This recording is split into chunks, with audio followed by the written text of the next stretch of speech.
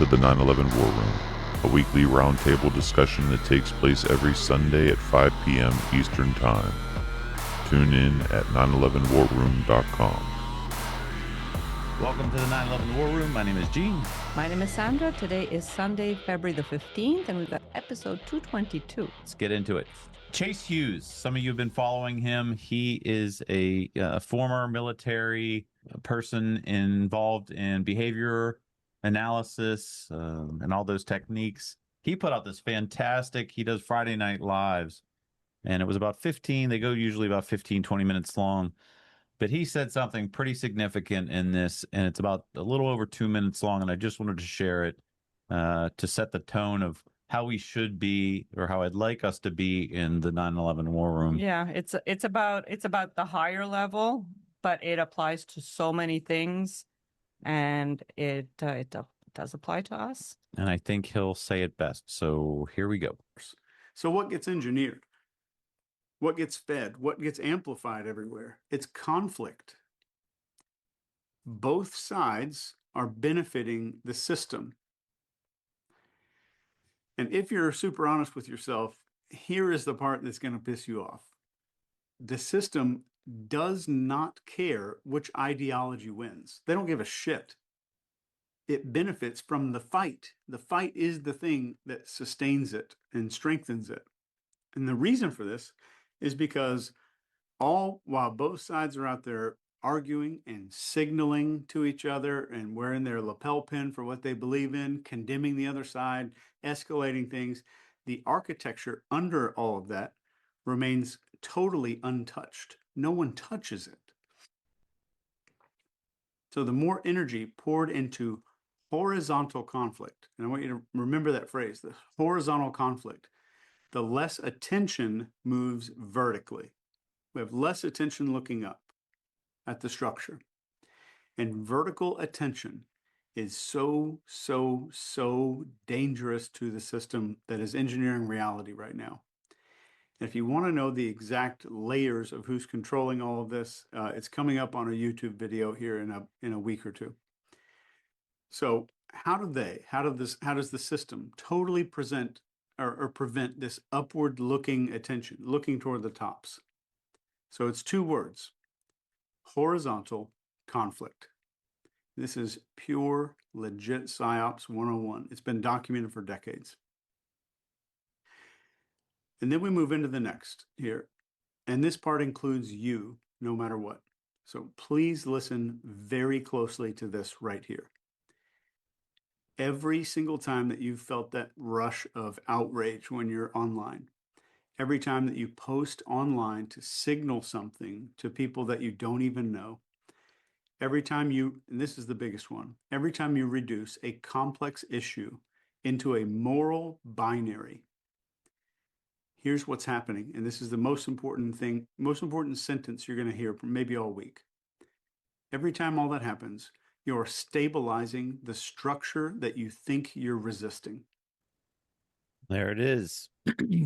So take from it what you will. I think with everything going on with Epstein, what we do in the 9/11 Truth Movement, anything that you argue about or fight about, or, Well, the left-right divide is, I think, the thing that comes to mind the most. Yes.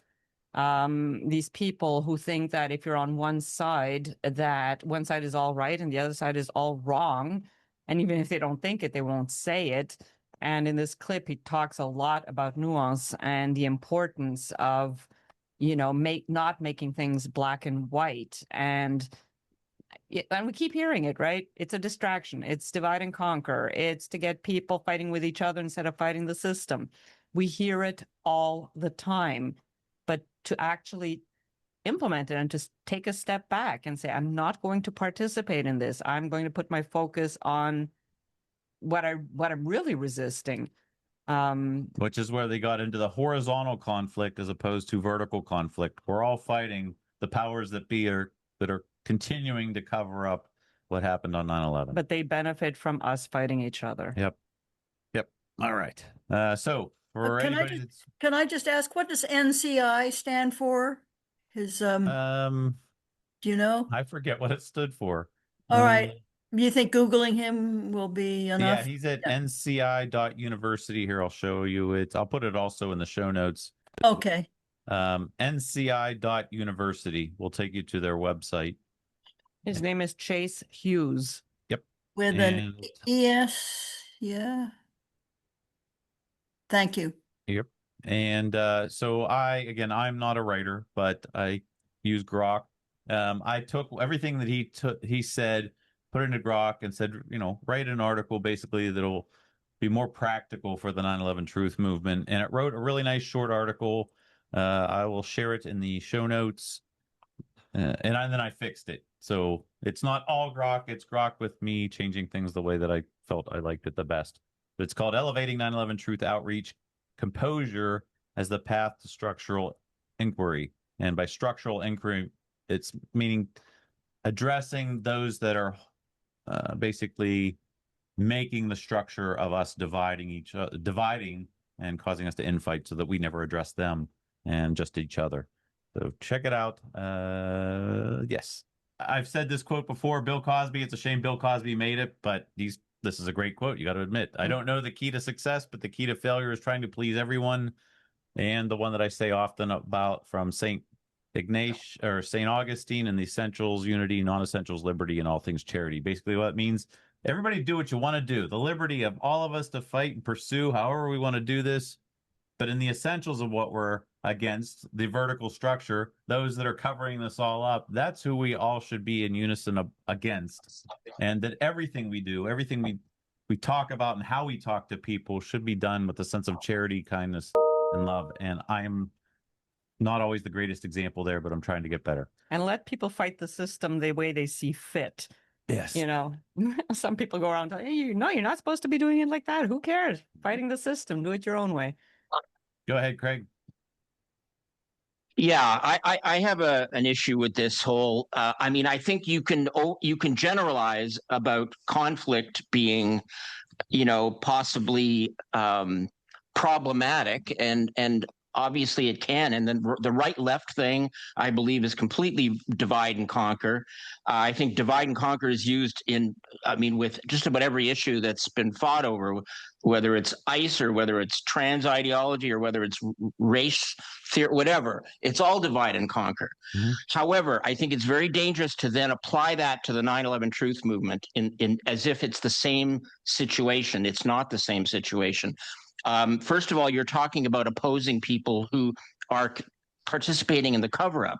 Well, what if some of those people are in the 9/11 truth movement? What if people are trying to push parts of the official story at the expense of the truth and at the expense of our cause? What then? Is it unnecessary conflict to call out bad behavior?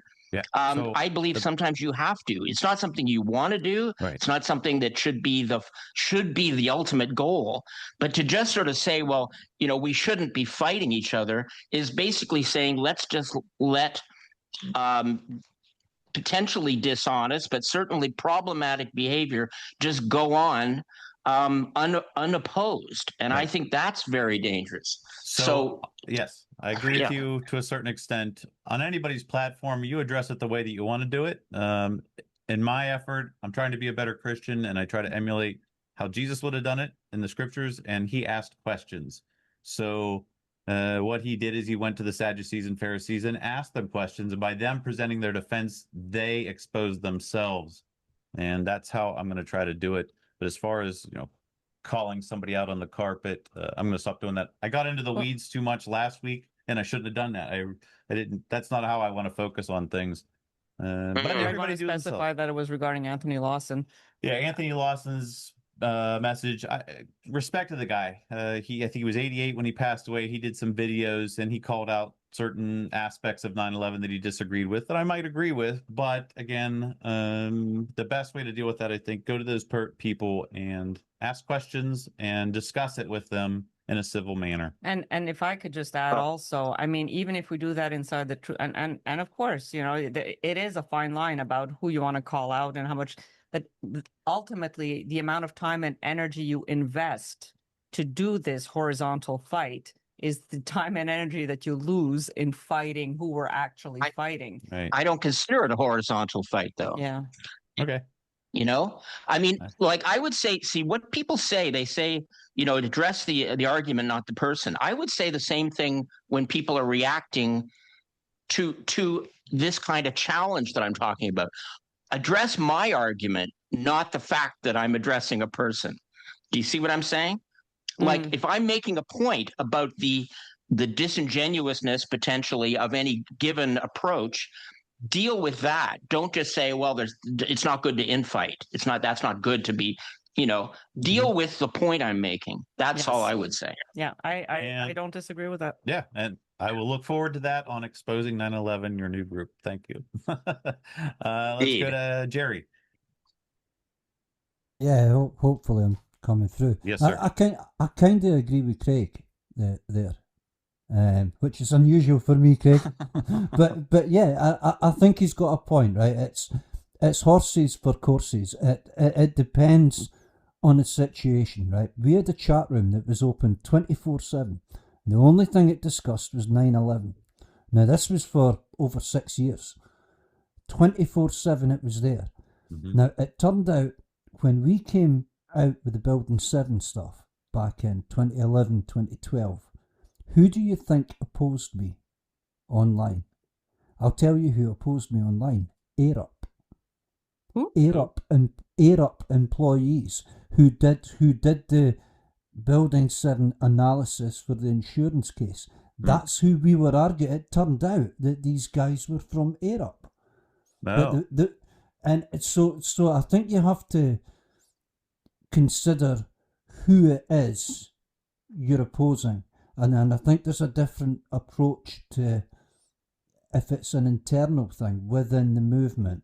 The approach then is this person infiltrating the movement, or is this person somebody who is trying to pull in the same direction but just has a different point of view to the one that I do? And these are different situations. I think I've seen quite a lot of things like it in and amongst this whole group saying, here's how you argue, here's how you debate, here's how you...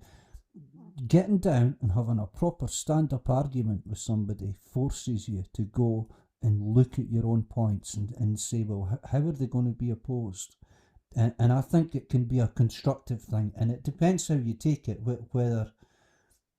I mean, some of the best people I know for the 9/11 truth movement, for example, Mick West, right? Mick West forced us to go and take the Building 7 thing, and we knew all the points then that the debunkers were going to hit us with, because he hit us with them all. So that conflict can be a positive thing. It's when it comes down to you're this, you're that, when it comes down to that, it becomes a negative thing. But I think through conflict and through people addressing your arguments, I think you can get to a positive place, and I think that's where Craig's coming from. Where you can't ever say, well, you know, don't oppose this person, don't speak out of line. If you're not angry about 9/11, you wouldn't be here.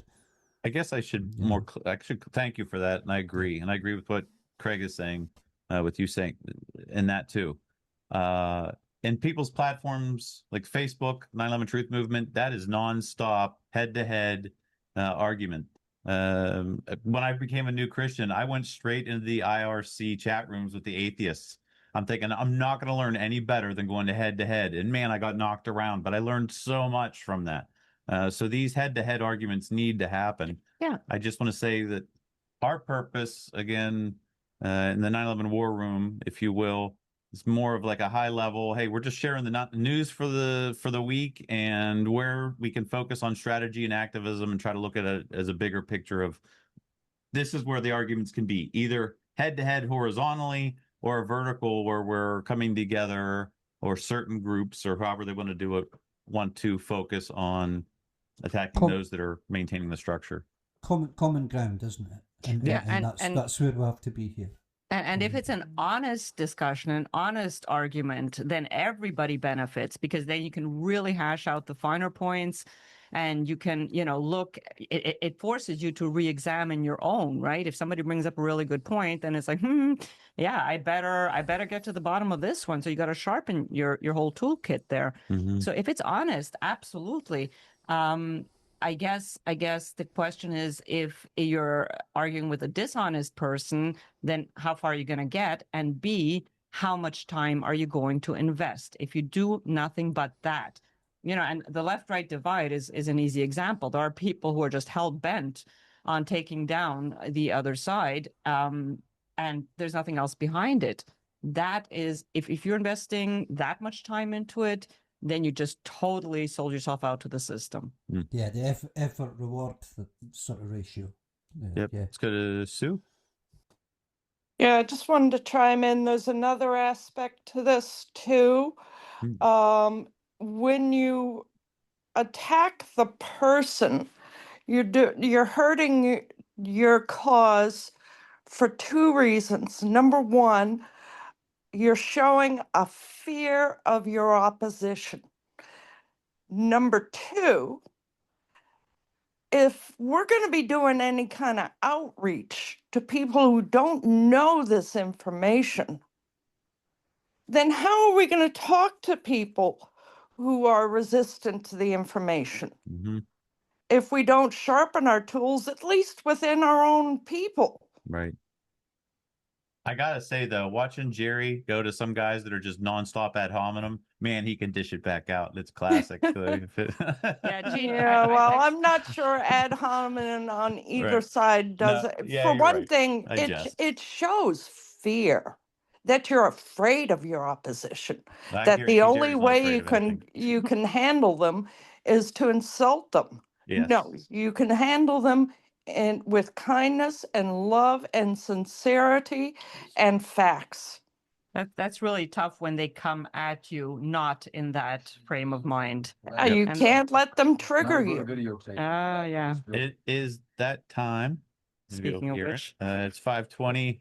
It's the time when Building 7 fell at free fall acceleration. I use it as an opportunity to just say a quick prayer for 9/11 justice. So if you guys would just bear with me for 1 minute. Lord, come to you right now. I thank you for all these hearts and minds that are here today. Such a blessing. And I ask that you would continue to give us the perseverance and wisdom to continue in this 25 years almost. And we just, all we're doing, I hope everyone's intent is true, that Lord, that you would see us through, that we are doing this for the victims, which is extended not only to those killed that day, but those that continue to die from cancers that day, those that are continuing to fight and die in wars that day and all around the world. So Lord, just ask, we're looking for justice. If you would open those doors, we ask that in your name. Amen. Thanks, everybody. All right, let me go on with the news. This is from AM New York. We talked about it last week, so I'm not going to get too into it here. But this was an editorial about New York City must release all the 9/11 files remaining and reveal the truth to survivors. And it really just getting back into those files of the toxic dust that are slowly being trickled out. And at the end, I just want to read what it says here. Mayor Zohran Mamdani should not only order the full disclosure of these documents, but also a full inquiry by the city's Department of Investigation to determine how such material about such a critical event as 9/11 could have been shrouded in secrecy for nearly 25 years. There may be further anger upon public review of these documents, and the city may even face a new round of litigation, which they're preparing for. The city will have to bear those costs in the name of accountability. The survivors of 9/11 suffering today deserve justice. The costs be damned. And that kind of echoes what's going on. I'm just going to briefly mention and kind of digressing from what I wanted to. This whole Epstein thing, if some of you may have seen Pam Bondi getting into it and saying the Dow's at 50,000 or whatnot. Somebody made had a good thought about that.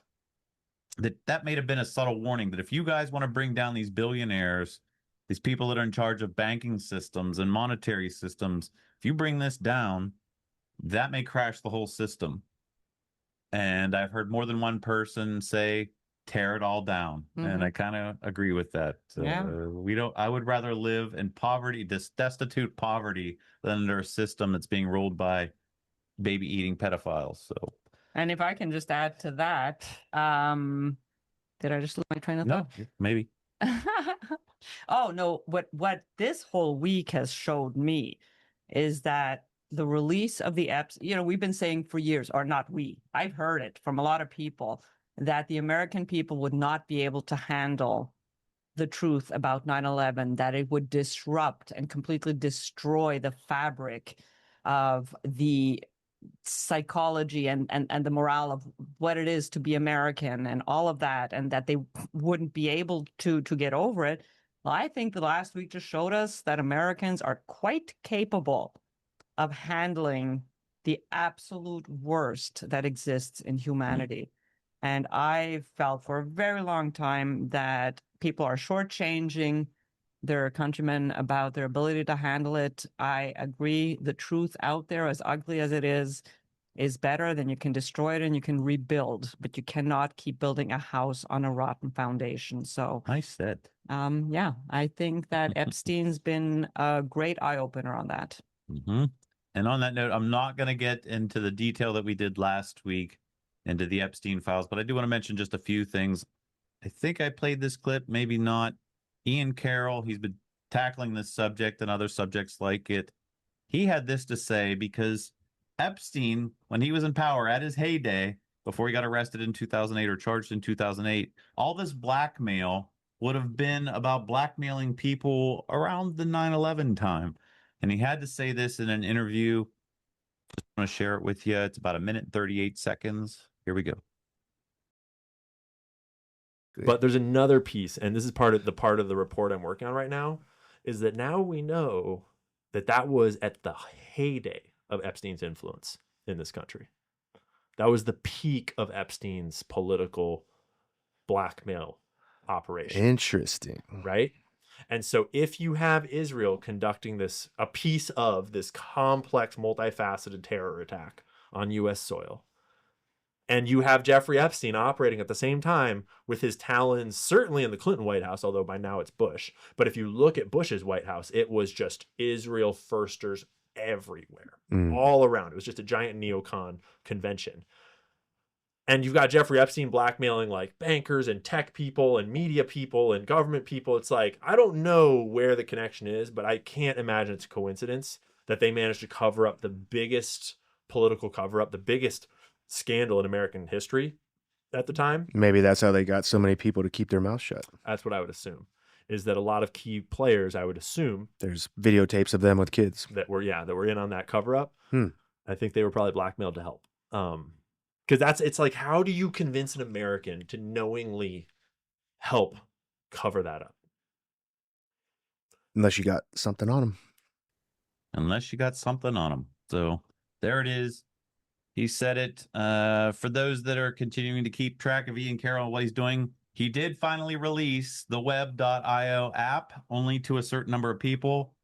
I think it was about 4 days ago. He came out and said, hey, there's a password. I've got 500 passes. Anybody can guess the password. It's a saying that you probably heard me saying a lot. So I immediately went there and typed in Epstein didn't kill himself and got in. I just happened to guess it. So one of the very few people that got in, and my question immediately was, give all ties to Epstein and anything or anyone 9/11 related.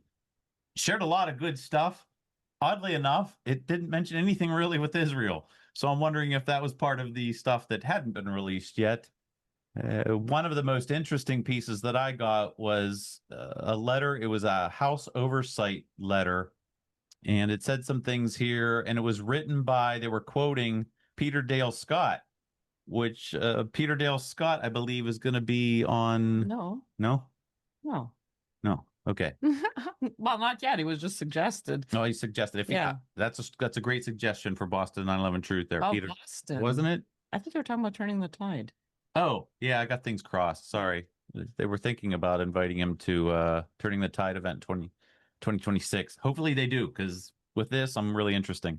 I'm just going to read some of this because it was kind of interesting that he said this. They're talking about Donald Rumsfeld and Dick Cheney.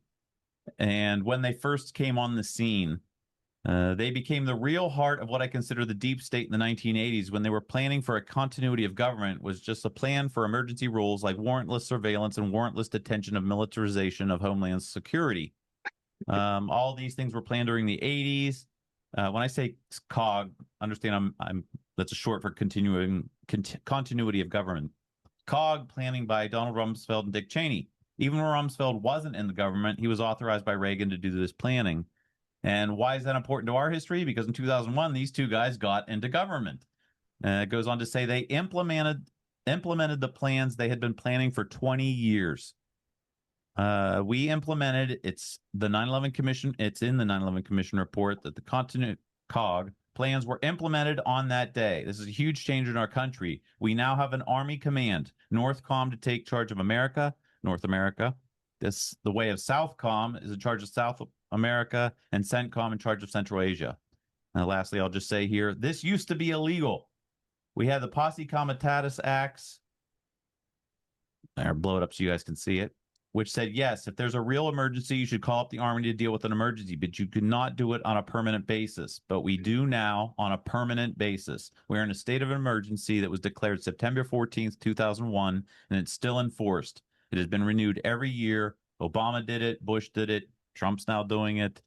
Yeah, it's a shame. And that was a quote by Peter Dale Scott in some files that were turned up in the Epstein files that they were talking about it. This was sent in an email from Jeffrey Epstein to a guy named Reed Weingarten.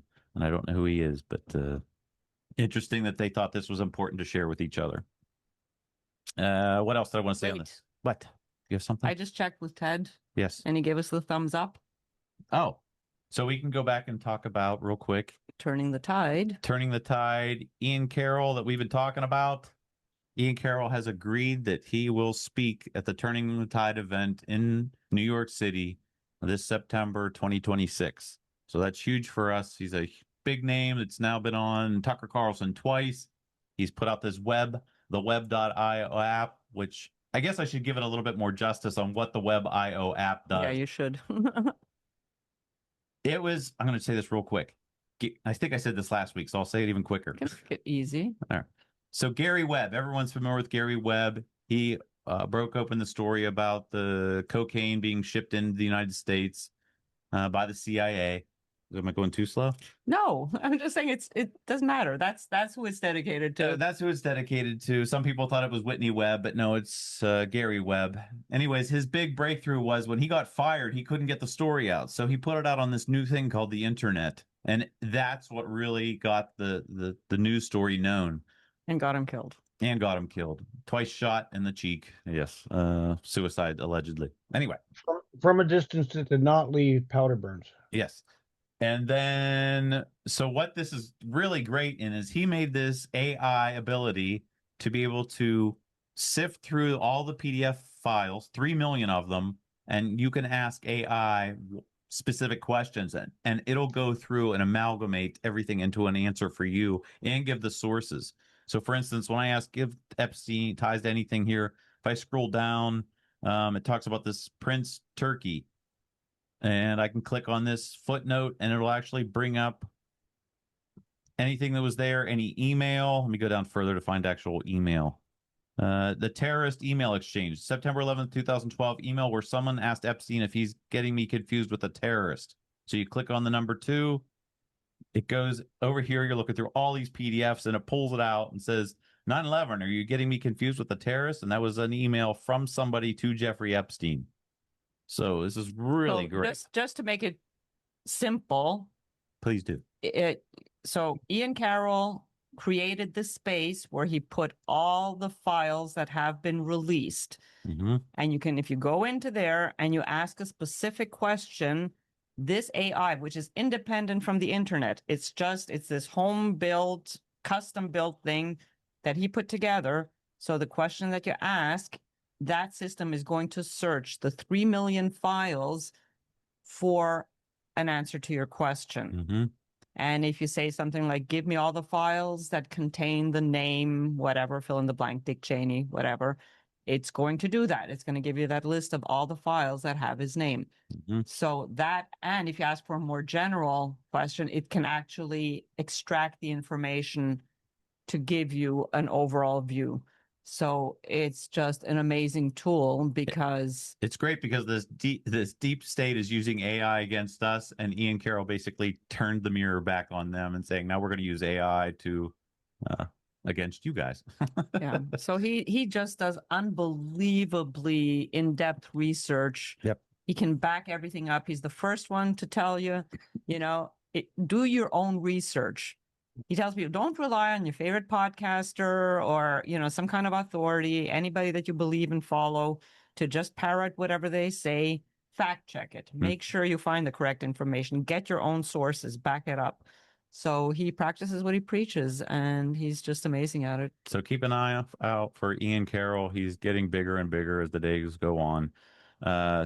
He's also, again, going to be speaking at Turning the Tide 2026. If you're interested in keeping updated on that, at the bottom of turningthetide911.org, you can stay informed on any updates on this. Just fill in your information there and sign up. And a news story that we missed, September 11th, 2025, Alex Jones and InfoWars did cover the Turning the Tide conference. I don't know how we missed this. Yeah, seriously. Nobody from InfoWars contacted anybody in the planning committee or whatnot, but there they did. Turning the Tide, 9/11 Justice in 2025. Conference exposes the inside job. So hats off to them for doing the article, but poo-poo on them for not contacting anybody. But there's that one. Moving on with the news again. Oh, Benjamin's had his hand up for a while. Oh, I'm sorry. Go ahead, Benjamin.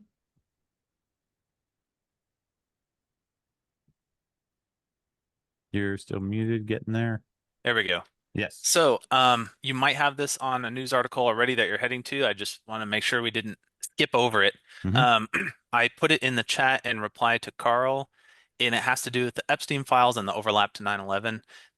Somebody did an analysis on the numbering system of those files, and there's a huge gap between 1999 and 2001, very conspicuous, and that you can infer from the numbering system. There are obviously a couple that are slipped in, but if you follow the Reddit link, so Jeremy Reese saw it and also shared that same screenshot.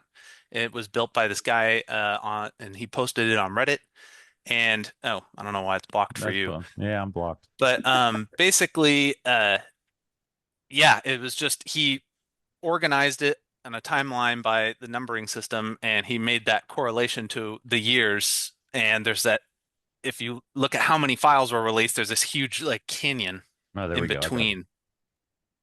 So I just thought that was noteworthy if anyone hadn't seen it yet. I guess they did this after the first batch of 3 million was released, right? Because apparently they just released the remainder of the other 3 million files that they were still sitting on. No. Yeah. I don't think so. What? Yeah, that was misinformation from Pam Bondi. Seriously?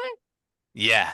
Well, all she did was release a list of every name that was in the files with no context whatsoever, including any mentions guilty or innocent, and then said that was the remainder of the files, but it was still just limited to the 3 million. Oh, good Lord. Okay, sorry about that. So there's a potential that there's 25,000 missing files that have something to do with 9/11. Oh. 25,000. Yeah. Wow, that's huge. Thank you for that. Well, whatever they're still sitting on, we know is the worst of the worst, right? I mean, they released the tame stuff, if you can believe it. Thank you. Can somebody post a link to that graphic? He did at 5:26. It's in chat. Yep. Continuing on with that, just a little bit more on Epstein. I guess I am spending more time than I wanted to on it, but I don't want to lose the fact Howard LUTNICK was mentioned in there.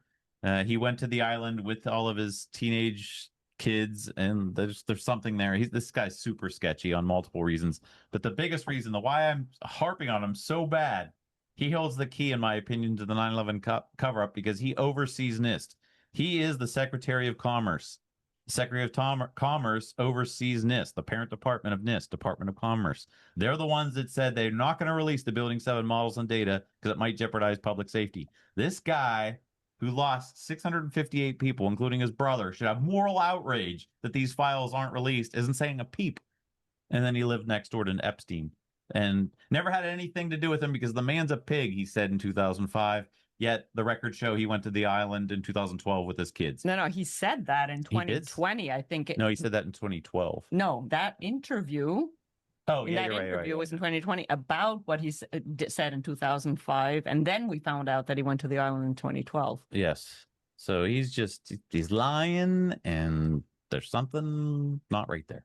Well, which I did ask Patty Casaza to join if she would in a comment because I don't have her contact information. Mike, if you want to reach out to her, I'm not asking for her contact information, but we would just like to ask her because she said she's talked to Howard Lutnick multiple times, the family members, and this is specifically interesting to her because I know for a fact Patty Casaza and Lori Van Auken's husbands worked for Cantor Fitzgerald. I'm not sure if Mindy Kleinberg's husband also worked for Cantor Fitzgerald, but Howard Lutnick was the CEO of Cantor Fitzgerald. Susie Bonham Craig wants to start a campaign that we get FOIAs about this guy and really press him because there's something really dirty here. And she sent me this news article, and I just want to read a little bit part about it. This is an old article, but it says here,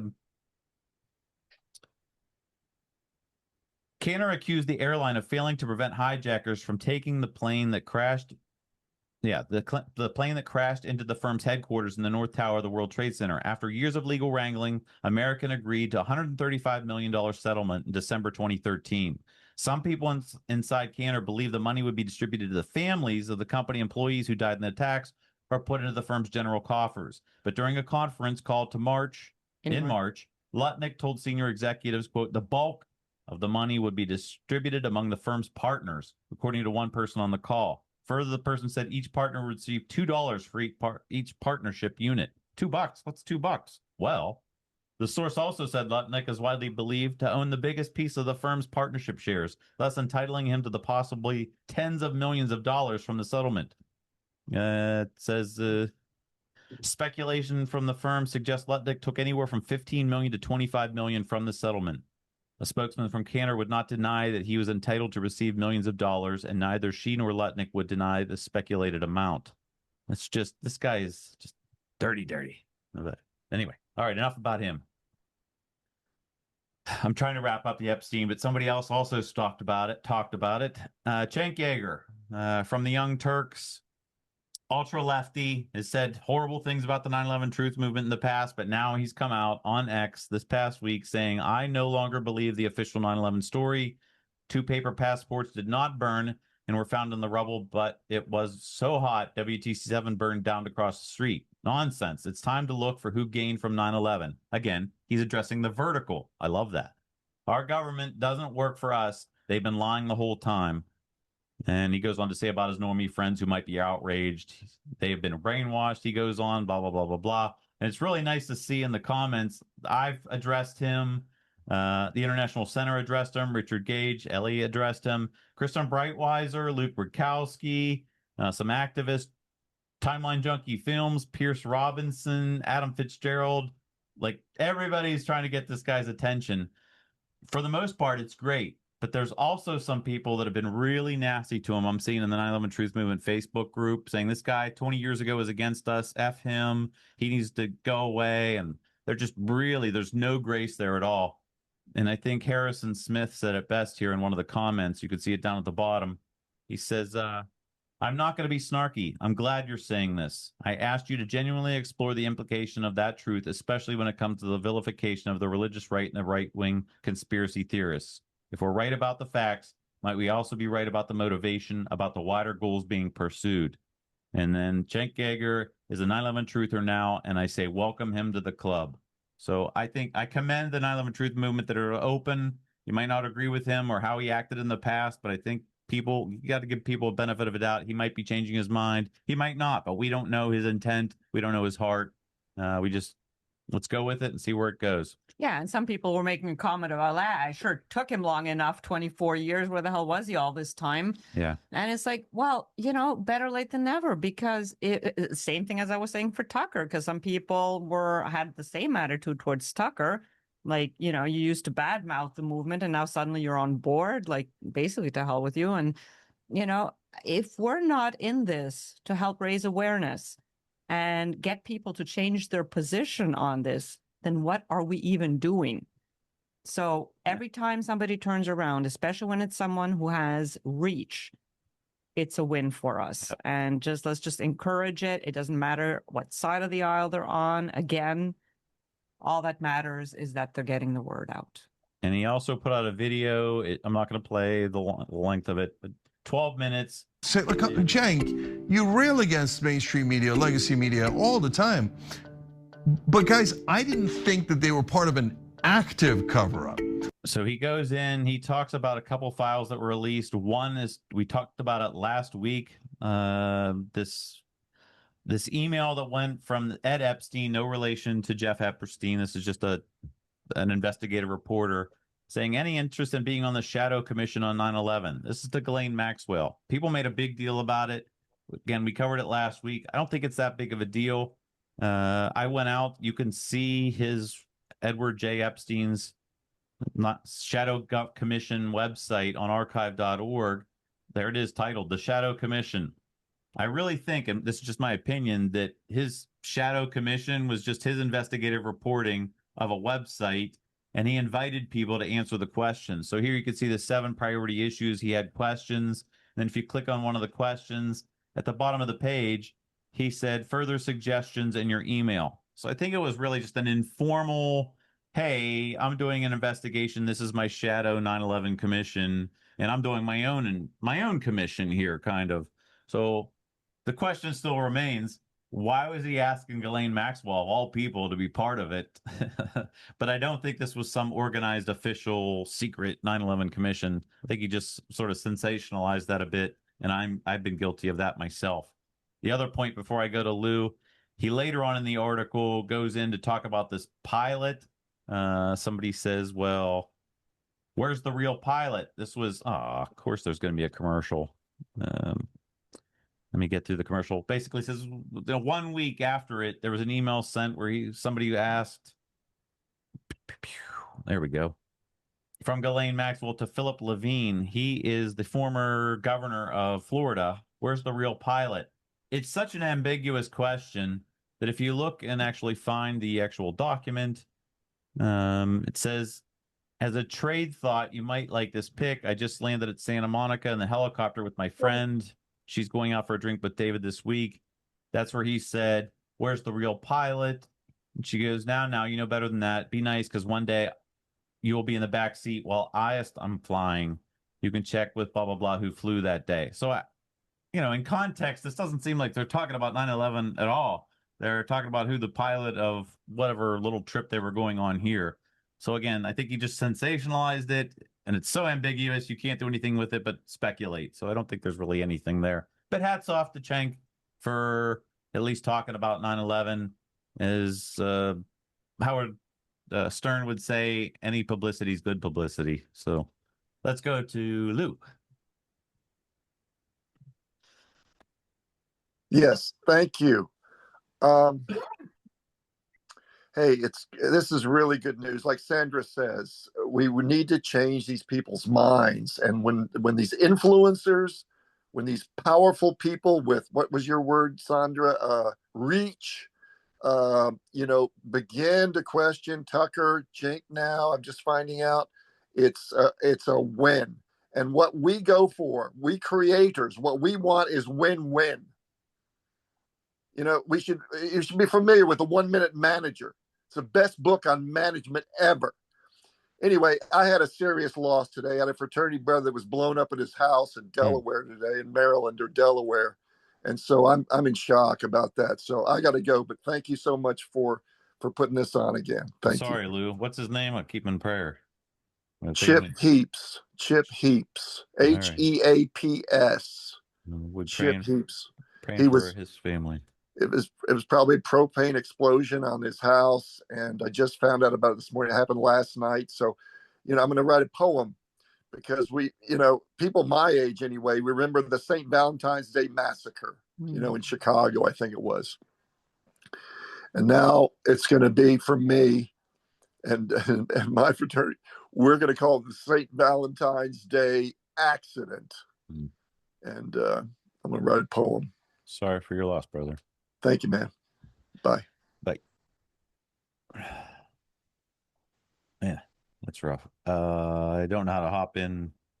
No good segue there. Let me just get back into the news. Wrap it. I guess I got 3 hands, and then I'll get back to the news. Go ahead, Bob. Just not to be total wet blanket on things, but there are events such as the fall of WTC7 that are unmistakably, you have video evidence that shows that the media lied, the government lied, whatever. That's hard evidence. All this Epstein files things could just as well be some lunatic's exercise in creative writing. We don't know. And that's, it comes of trust of the source. Do you trust the source? And the source really is our government. And do I trust these crazies? Not at all. We do have victims, though, that are coming up that stood in I would say Congress. yes, the victims are a more credible bit to the whole thing. But with the mass quantity of files, I am terribly leery of this mass quantity of files where who knows what's being said in there and why. And fair enough. Yep. I'm now learning that, just a realization that I should have realized a long time ago. We're on this internet, and all of these other people we argue with on Twitter and X and Facebook might not actually be people. And they're trying to push a narrative. So they get all these people taking this account of this narrative in large quantity. You make a comment, and there's people that, again, this could all be just forming the public opinion on things, because who controls the mind and the media can control the people. So thank you, Bob, for that good thought. Unfortunately, we have to remain skeptical every step of the way of everything that happens. Go to Craig. Yeah, I was just going to say, I think we should be cautious and be skeptical, but we shouldn't just discount things in a blanket way as being unreliable, because I think there's a lot of clues in there that are pretty darned interesting and kind of support the alternative view of some of these things rather than the official view. So I think we have to be, we just have to look at things on a case-by-case basis. We can't discount everything. I also wanted to say, I wanted to make sure I understood what you said before, Gene, about the Ghislaine Maxwell thing. I mean, you were saying that you thought maybe that there wasn't really a shadow 9/11 commission. Did I understand that correctly? It's just my opinion, because when you go to his website, which I'll show you here, the title of the website page was The Shadow 9/11 Commission on 9/11.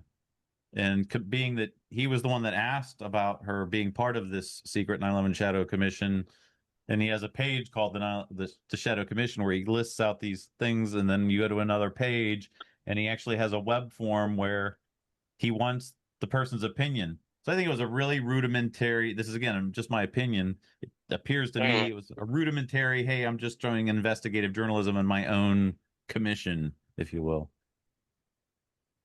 Yeah, I guess that's possible. I mean, certainly the fact that she is such a notorious figure and she's getting an invitation to participate in something and she's responding to it, I think it's worth keeping an open mind on that it may actually be bigger than just one guy's effort. But anyway, we don't know. But yes. It's darned intriguing, for sure. Yeah.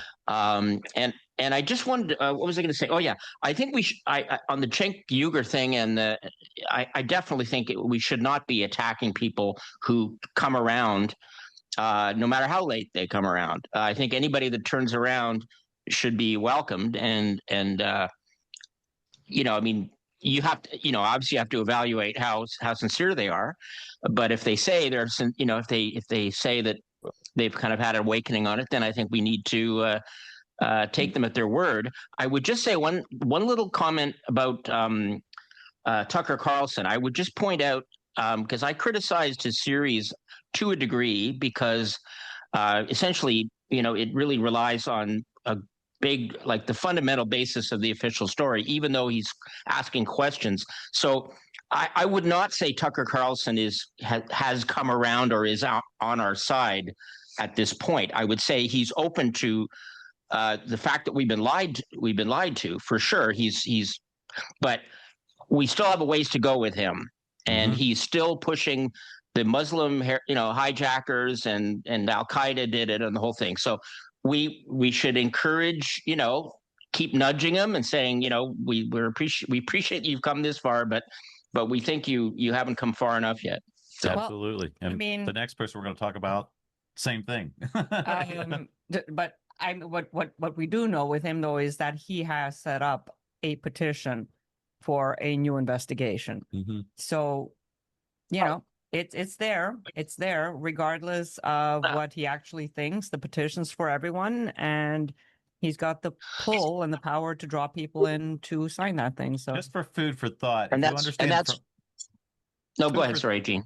Just food for thought that, from his perspective and the background that he's been with and his background, trying to wake people up from where he knows people are coming from.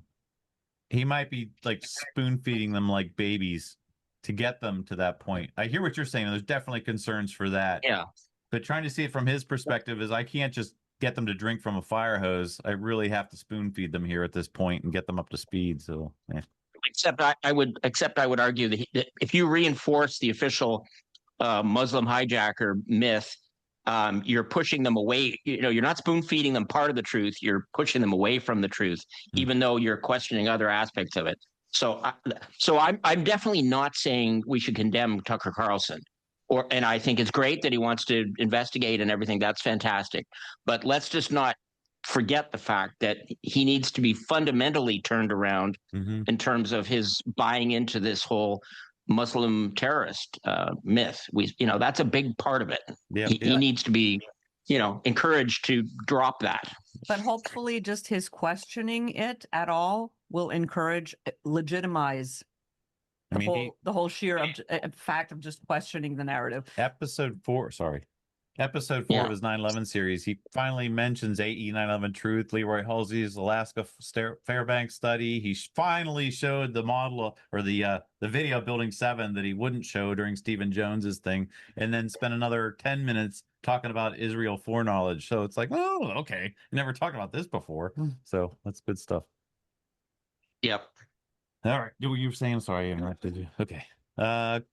Carl, Jane, Ellie, and Mikey. Then we'll get back to the news. Yes, there was a brief video clip. I put a link, the real pilot in chat. Someone posted this in X, and it goes back even, I think Christopher Berlin wrote about the expertise Israeli aircraft industries would have had in remote piloting of drone aircraft versus actually hijacked commercial aircraft. You might have to watch this video clip a couple of times to realize what it shows. 10-4. Thank you. If you could post that, please. Can you show that to the crowd? What, you want to preview it before you show it? Let me see. Well, but basically what I said about the pilot thing is it's so ambiguous, we can't know if they're talking about 9/11 or not. So then it just becomes all speculation on what they're talking about with this pilot. Gee, trust me. Just show the X video clip. It's like 15 seconds. Okay. Here we go. Okay, again.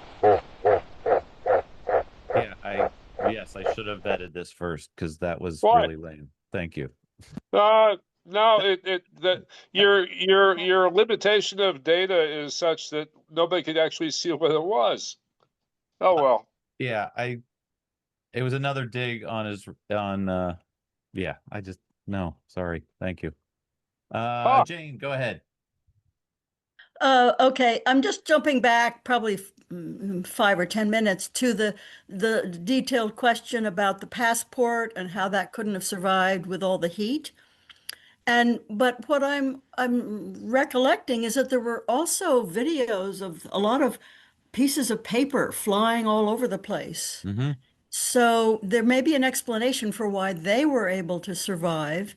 And I mean, the passport was much closer, obviously, to an alleged passenger in an alleged whatever plane. Mm-hmm.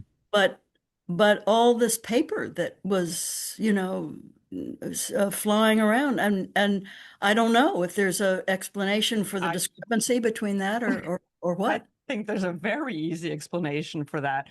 Good. The passport was in the middle of the fireball.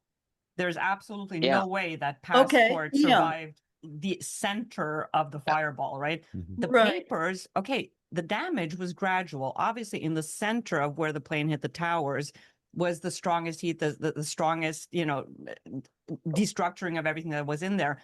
But as you move away from that, there are some offices that maybe just got, debris flying through them. That paper is not from the airplane. That paper is from offices that Right. were maybe 5, Right. 6, 7, 10, 12 floors below or under. Right. And where damage, maybe, went through windows and created a wind tunnel, and that sucked the papers out. Okay. Yeah. That's sort of where my understanding was going. So Yeah. that makes sense. I Yeah, I mean, appreciate there's that. not like a straight cutoff line where there's damage here and there's no damage below. I mean, it's a very gradual thing, right? I know my buddy, again, this is just speculation, but in Plum, where I live, there was a house explosion and the borough manager that I was working with died. Which is the same as Lou's story. Yeah, basically this, but there were all kind of papers and stuff in the yard and around, like across the street and all that. But yet, I'm sure you probably couldn't find the tag on the front of the furnace. I'm sure that probably got burnt up. But anyway, again, we're just speculating. Yeah. Kind of getting into the weeds. And also, don't forget that there were also pieces of ID found at 2 other sites. There was one at the Pentagon and one at Shanksville. There was a partially burned passport of one of the alleged hijackers in the field in Shanksville. Yes. So when you add the 3 of them together, the chances of 3 of them surviving 3 crashes are astronomically small. Yeah. Okay. Thank you. That's helpful. Yeah. Thank you, Jane. Let's go to Ellie and Mikey. Hey, so you may have, I'm sure you saw that also with Cenk's comment.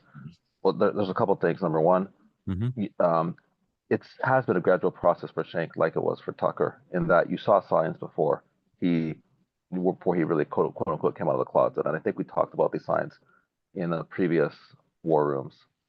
In that on the Young Turks in previous months, especially in last year's anniversary, he and his co-host Anna Kasparian, they talked about the dancing Israelis, and then there was another episode where he did talk specifically about Building 7 and the melting of steel. So I did post that to X yesterday, given the latest thing. So I think what happened with Epstein, it's not that the Epstein files proved that 9/11 was an inside job for a lot of people. It's that the Epstein files proved that the government is capable of covering up a massive conspiracy. That's the biggest challenge of convincing people.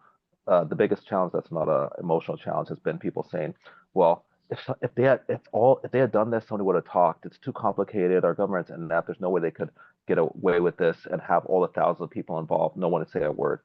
And the Epstein files has shown that they are capable of the most horrific things on a global scale without anybody actually blowing the whistle. That's what's led people to say, okay, I believe 9/11 is possible now. Yeah. And not only that, but that people can be bribed and blackmailed. Yes, that's the other thing. It's like how. Like not only that it's possible to cover up for years, but how they can do it is, and that this global blackmail thing is a real thing, and it affects people in power. So there's that. And so yes, so I think that he is genuine. Second thing I wanted to say is Marjorie Taylor Greene also co-signed what Cenk Uygur said. I don't know if you saw her post on X. She retweeted what Cenk said and said yes, it's good that we question things like that. So you have people from totally opposite sides of the political spectrum basically co-signing each other, and it makes me think, well, now that she's out of office and she's obviously becoming more and more bold in her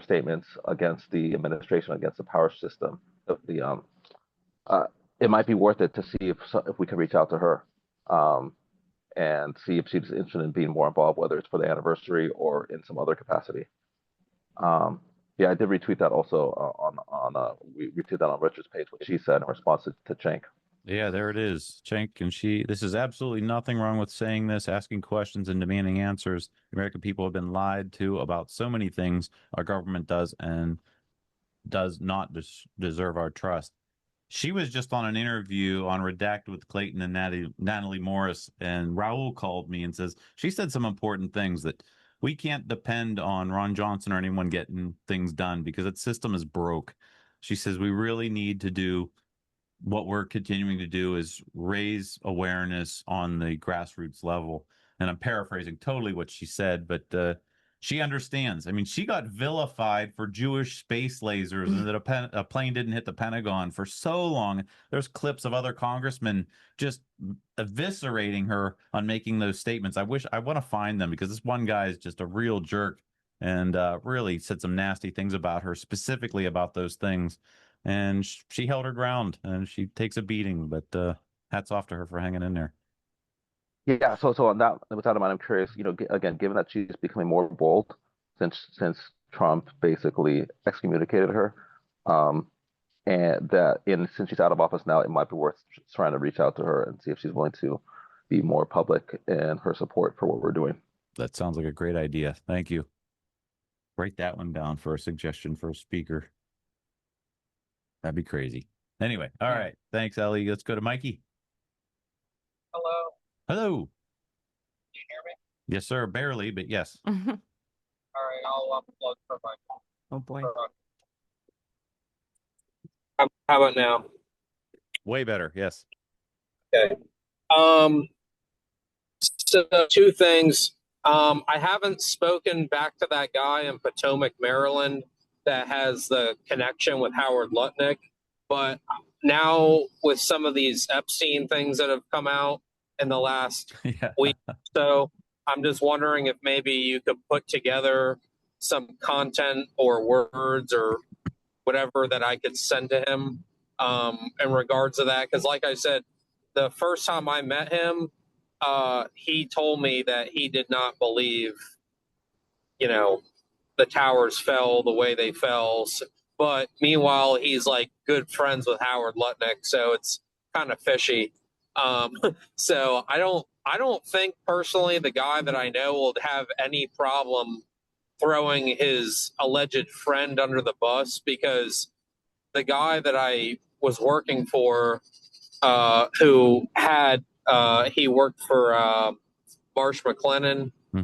He had lost several hundred employees and friends, so I don't think he would have any problem throwing Howard Lutnick under the bus if he could get justice for his friends. So basically what I'm saying is if there's anything you could feed me that I could feed to him, I would appreciate it, because I'm not super wordly.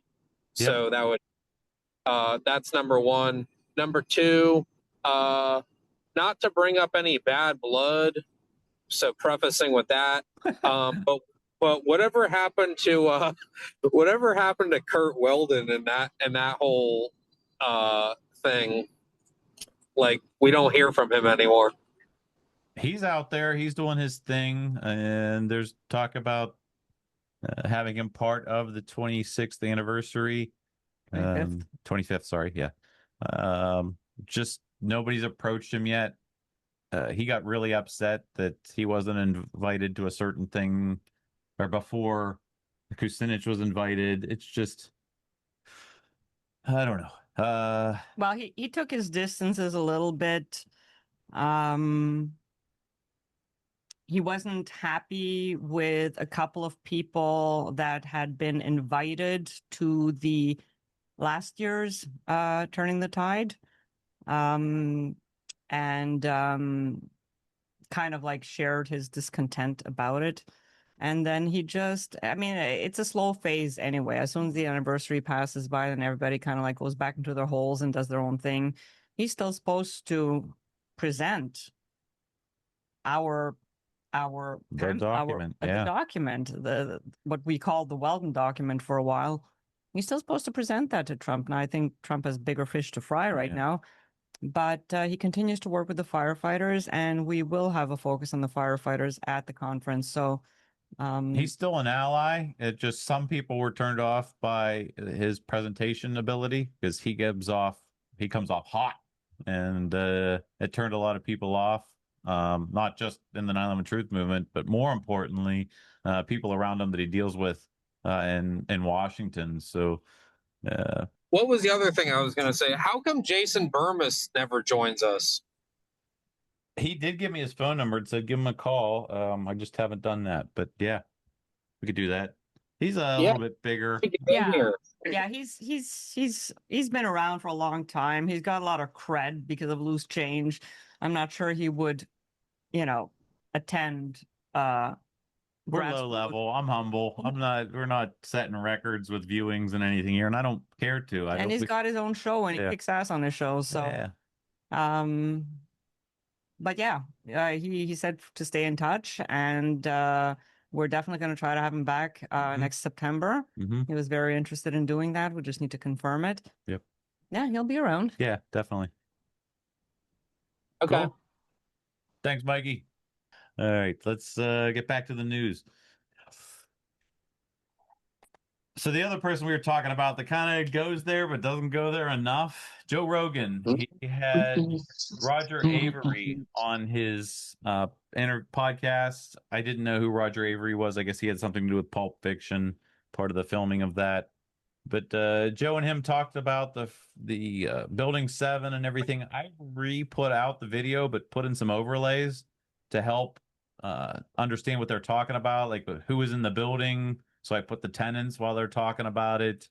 Building 7, you had to look at the video to actually see what was going on. He mentioned the 23,000 gallon tank in Building 7. Jamie had brought it up, maybe this was the reason Building 7 fell.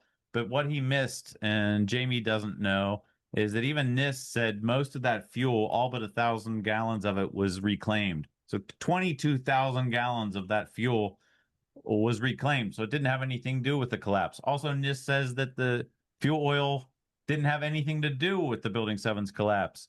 And as Raul has said, and other firefighters have said, if it was a diesel fuel that was a problem, even Shyam Sunder said this, you would have seen black smoke coming out of Building 7, and there wasn't black smoke coming out of Building 7. So just kind of, if anybody ever views it, that they could see this. He also talks about a 9/11 Building 7 skeptic, Brian Dunning, that was on. He referred to him as a dumb person. I didn't do that. Joe said it. Because Brian Dunning, after this, put out a video saying World Trade Center 7 absolutely doesn't look like a controlled demolition, even though on the building, even in this interview, Joe got him to admit it. But it goes on. They talk about the Pentagon at some point in here, what area was hit in the Pentagon. They talk about the collapses of the Twin Towers. And that was a pretty good conversation, about 16 minutes long, about 9/11. I put it up on YouTube and Rumble. I'll put the links in the show notes, but YouTube gave it a copyright violation and took it down. So it's still up on Rumble. And I'll share that again. Or you could just look up Joe Rogan, Roger Avery, and see the whole thing in its entirety up on YouTube somewhere. What other news do I have? Oh, this was for the end. I might as well just share it now. This will be my 30 seconds at the end. I think Whitney Webb is the journalist of this century. What she put out, One Nation Under Blackmail, a 2-volume book, is exactly why all of this stuff is coming to light now. And hats off for her. God bless her and protect her, because all of this, what's happening in this country, is being done because of who's being blackmailed. So that's all I had. Let's open up the table. Does anybody else have any new 9/11 news for the group? Go ahead, Roy. Yeah, I believe Anthony Lawson was 79 when he died rather than 88. I read that just today. Thank you. He died of colon cancer, and he was mentally debilitated towards the end, but I think that was closer to his death than when he was publishing things on 9/11. I said I was waiting until the news was done because I said last week I came in late. I came in the middle of the Anthony Lawson Tribute, and I said I'd look at it and maybe have something to say this week, and actually I do. I didn't prepare a whole thing on it, but there are a couple of things. As a matter of fact, I can put them in the chat right now. They're ready to go here. I've listed 5 things. Mainly, the thing was that this was back in like 2010 when I had contact with him. I had like 66 emails in my archive that were either to him or from him or mentioned him. So I had some stuff to go over in relation to Anthony Lawson. And when I did, it was a big surprise for me because even though I had such an exceptionally negative feeling about him at the time, when I looked at what he'd done now, he doesn't seem to be such a bad guy at all. And I think he was sincere. I think I understand why he was saying the things he was saying. One of the things I want to say that you didn't mention, if you could put it up just quickly to show what he was doing, he did a narration of an essay. You didn't share it though yet. You must I didn't. enter. Oh, excuse me. I didn't hit the button. Okay, it's number 1 there. There, you got it now, right? Yes, there we go. Okay, if you could show his video that he did, Gaza in plain language, very supportive of the Gazans. This is in 2010 after the events of 2009. Speaks very well for him. And then the other interesting thing, you don't need to show any of it. You can see what it's about. You could play a little bit if you wanted, but not necessary. The thrust of it is pretty apparent. Then he wrote something called "A Little Known Fact About the 9/11 Planes," which is still up at various places. I found maybe like 10 or 15 places where it was posted. I don't know exactly how many, but I didn't look. I didn't look at the whole list. A very good essay, and the thing was that he was kind of a no-planer in the respect that he did not believe in the hijackers and the planes that were claimed by the government and the media to have had the impacts and crashes. So what you could put that up too, the Dissident Voices link, just to show his essay. I didn't click my button. Sorry, Roy. No problem. There he is. You roll up to the top, you see the title, and that it's nicely put together. It's a good essay. Nice. And this explains his strong hostility to Simon Shag, because he wanted to find out what the real planes were, and here was Simon Shag saying there weren't any planes at all. So that this would be irritating to him, and provoked his criticism of Shag, and then Shag reacted to that, and there was that whole thing that you were talking about. Okay, thank you. Yeah. Now, so I think he was sincere. I don't think he was, paid or anybody's agent or anything. I think it was, but the things that you picked, other than the this is an orange video. You showed that, right? Yeah, that's the classic. On Tower 7, which was, everybody liked that. That sort of established him as a very respected person in 9/11 Truth at the time, and rightfully so. It was also good. So that was good. But the other two things that you picked for your tribute to Anthony Lawson were like the worst Anthony Lawson there was. And so could you show the 30 seconds? That's number 3 there. Actually, we've already spent about 4 minutes on this. I wanted to move on. I'll leave that for other people to look into. Well, and wait a minute. I want to finish this. Okay. We're on 3 of 5. What I would really love, because I appreciate you doing this, and I agree, I totally respect that there's an opposing view to what Anthony Lawson said. So if you could just review the 3, 4, and 5 quickly, what that's about, and other people, as they get time to do it, will do that on their own time. All right, I will do it for him real quick. So if anybody would like to, point 3, the great nose in, nose out hoax. He's giving the contrary opinion from Simon Shack. 4, what Shack had inserted with both of the nose out. So 4 is a continuation of the nose in, nose out debate. And 5, Lawson proves the opposite of what he's saying regarding the impossible speed myth, which would be interesting because there's a lot of nuances there about the speed of the plane, whether it would have broken up or whatnot. That's all I was asking for. Congratulations. You have succeeded in my not saying what I prepared to say. Thank you very much, Tina. I really appreciate your shutting me. Because I gave you the opportunity to do that and you didn't want to. And Magnus, what do you got? Oh, thank you, Gene. Great news. And thank you, Sandra. I agree on the points you gave earlier here, and it looks very great here. I was wondering, Gene, do we have time for a few short videos? And yes. A photo. I have a photo in the chat too. And I appreciate that you try to keep things succinct here, because I don't want to come off hypocritical of how I was treating Roy, thank you. So were we? I mean, the difference is also that what Magnus shares is more of the general stuff that we're pretty much all in agreement about. So I think that changes. I mean, that changes the dynamic a little bit as far as I'm concerned. I was trying to quickly scroll. I can't find. Here we go. Oh boy.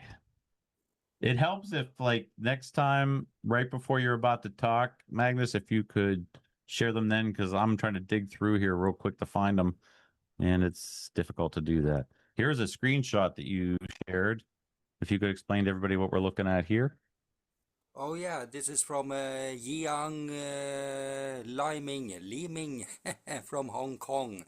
They did a World Trade Center 7 study from 2020 to 2022 and says they need further investigations and data computers and models, and it's a very crazy report. So I'm actually waiting a response from Hong Kong. I send a guy to Hong Kong and talking to Liming and take a look at the report. All right. The next one you said at 2 minutes and 11 seconds. Here we go. Somewhere between the 5th and 7th floors.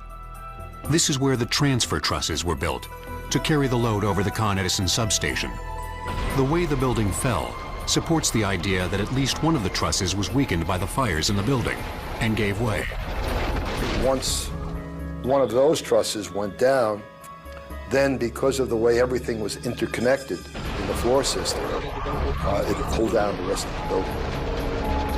Normally, when you have a structural failure, you carefully go through the debris field, looking at each item, photographing every beam as it collapsed and every column where it is in the ground, and you pick them up very carefully and you look at each element. We were unable to do that in the case of Tower 7. The wreckage from Tower 7 was mixed in with the debris from the other destroyed or damaged buildings and removed from the site so rescue and recovery efforts could continue. We then have to ask, why did the building fail on 9/11? Well, there are a couple of things we could look at. One is, perhaps the column didn't have the right amount of fireproofing. But we have no indication that this was a substandard building at all. Tower 1 or Tower 2. It is certainly possible that the debris that started the fire in Tower 7, this is the debris from Tower 1 when it collapsed into Tower 7, that debris knocked off some of the fireproofing. It doesn't take much fireproofing to be removed for the steel to fail.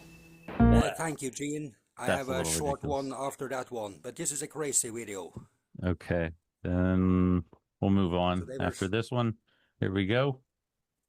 Number 7 became the third building in the World Trade Center complex to collapse.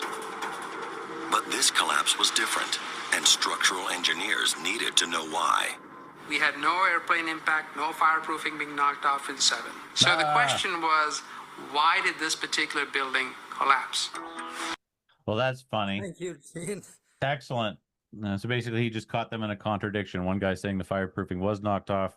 Shyam Sunder, of all people, saying no, the fireproofing was still on. Yeah, and on that note, we've been talking to Raul, and as he's speaking to, the bigger department heads who are either still there or just retired and whatnot, he's hearing a lot about the diesel fuel tanks.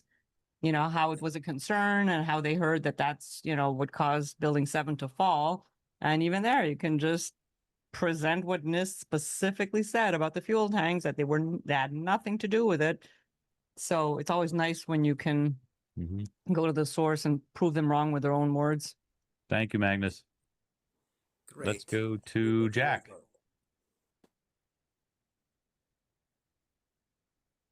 Yes, hi. I communicated with Anthony Lawson long ago. He was very nice then. I had a friend, a 9/11 truther, who died of cancer a year and a half ago, and he had it for like 4 years, and he became very grouchy. He didn't start any fights with me, but he left a long list of people he started fights with. So sometimes cancer causes good people to become very grouchy as the disease moves through them.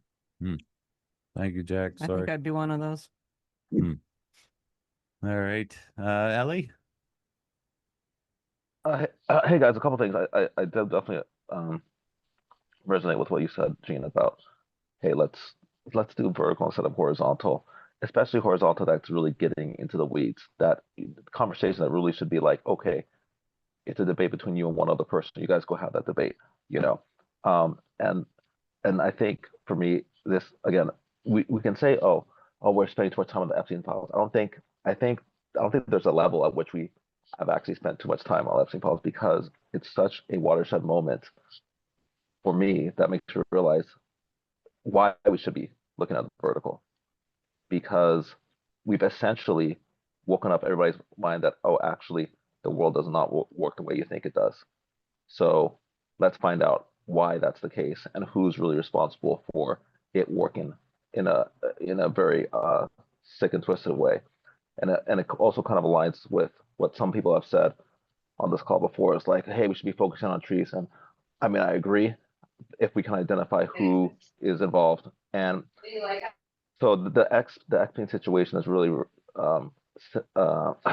explained that 9/11 wasn't it's an event that didn't happen in isolation. It's not a disease. The Epstein files is kind of like a revelation of what the disease is, and that 9/11 is a symptom of that disease. Because whatever happened over the last decades to set up this power structure is what enabled 9/11 to happen, right? So even if we can't draw a direct link, it all works together. And so that's why I'm even thinking of like, okay, I'm an engineer, I can still focus on the engineering side, I still will, but also I do think this is kind of like the sign we should start looking more at who done it and how. And one example that's is kind of seems far-fetched until you look at the Epstein files is an example that I posted in on X a couple of days ago, and it's related to the predictive programming. So if you look at, we've known for many years that we've seen the media kind of forecast these events in advance. One example was The Simpsons, and how they showed imagery that implied 9/11 5 years before 9/11. So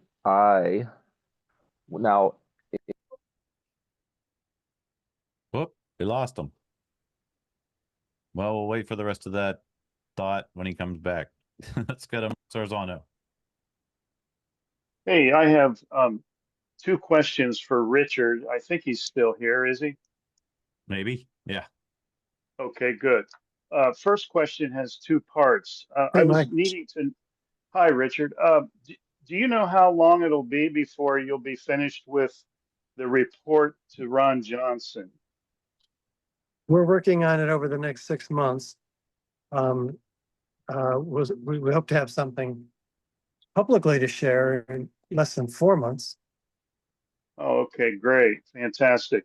And my second question is, during the petition for the grand jury, um, were there affidavits submitted, included in that grand jury request?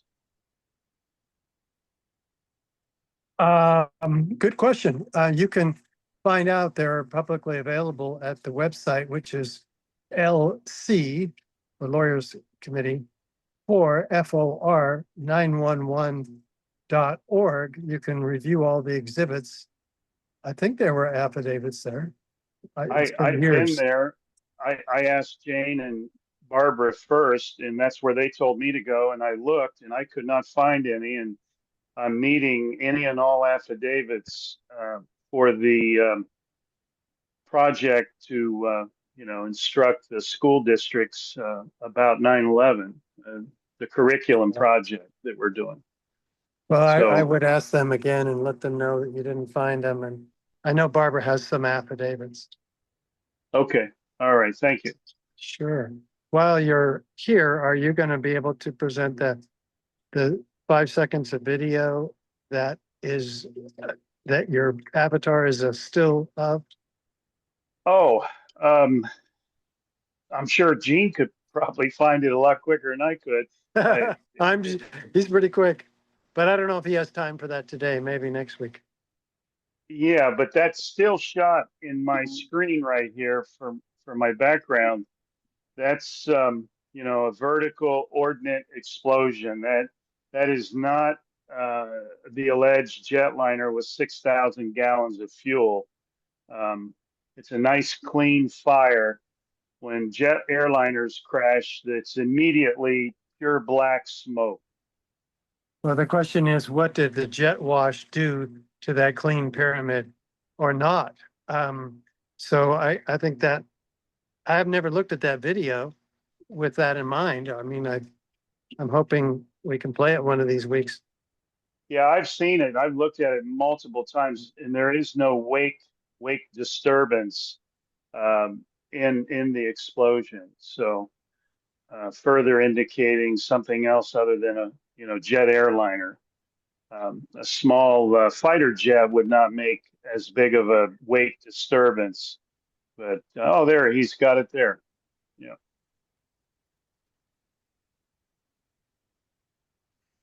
Try that again.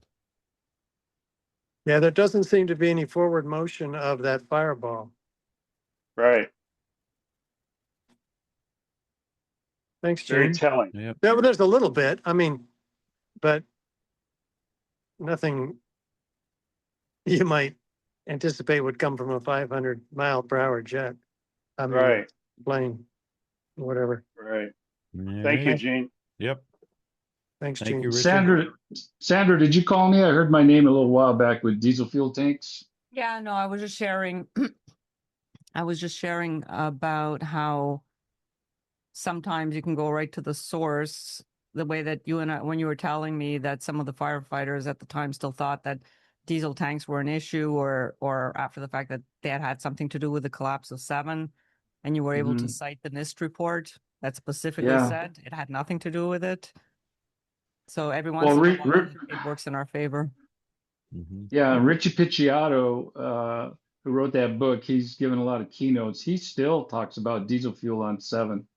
And I've been meaning to contact him again after our last conversation where he kind of ended it politely. But, he shouldn't say that because it's really clear that information that he's saying, it just makes him appear unread. So, yeah. Okay, very good. I'm here. See ya. Cool. Thank you. Josh Shua. Good evening. I shared an article in the group chat, which I thought was interesting. It's by a journalist, James Bovard, and it touches a little bit on 9/11. I thought it might be of interest to everyone. I think I posted it around 5:12 or 5:22. Yeah, he's looking for it. Right there. Yeah. Right Did I miss it? You just had it. There you go. Yeah. If you could just give a summary of it real quick. Yes. Okay, cool. So Jim Bovard touches a little bit upon the Bush administration using 9/11 as a excuse to wage war in Iraq, which is important. I give him credit for mentioning that Saudi Arabia provided significant financial support to the hijackers or alleged hijackers, and he also references the Saudi intelligence official Omar al-Bayoumi without naming him directly as somebody who was heavily involved with regard to drawing a plane and a mathematical formula regarding flying for the hijackers to fly planes. I would say, though, I wish he went a little further in this article to talk about the U.S. intelligence community having knowledge that the alleged hijackers had visas and were living openly in the United States. And it doesn't make sense why, to me, the U.S. government allowed them in to live openly and allegedly play a role in 9/11. To me, he should have talked about that and maybe go into the implication that perhaps the U.S. intelligence community had a role in carrying out these attacks. I bet so I think this is interesting. It's still a good article. I just wished it went a little further. Yeah, I don't see any mention that Israel was also around those areas where these hijackers were living, keeping track of them as well. I don't see any. He doesn't mention the Israel connection to it. Right. Just U.S. and Israeli intelligence following these guys around in the cities, but not doing anything about it. Yeah, kind of odd. Thank you. Appreciate you mentioning that. Missed that news story. Great. So most of what my news stories come from is what Google News catches, but of course there's certain news stories they kind of don't want you to know about. So I appreciate Josh bringing that to our attention. And anybody, if you have news stories you know about, this is your time to share it, to let the greater, I'm humble. I'm trying to be humble. I think I am, in saying, we're just an avenue for everybody here to communicate with each other and share information for the week. So this is a great opportunity, and thank you, Josh, for sharing. Ellie? Yeah, I think I lost my connection previously when I was talking. I don't know how much. Yep. Where did I lose you? Now that I've talked to so many people since you, no, probably. Did we talk about The Simpsons yet or no? Yes, you were right there. Yes. Yes. So if you go to X and look at the recent posts, you'll see one of the posts that I did a few days ago, which is again more trying to identify some links here. So many of us are aware of the predictive programming that we've seen in the Simpsons related to 9/11, right?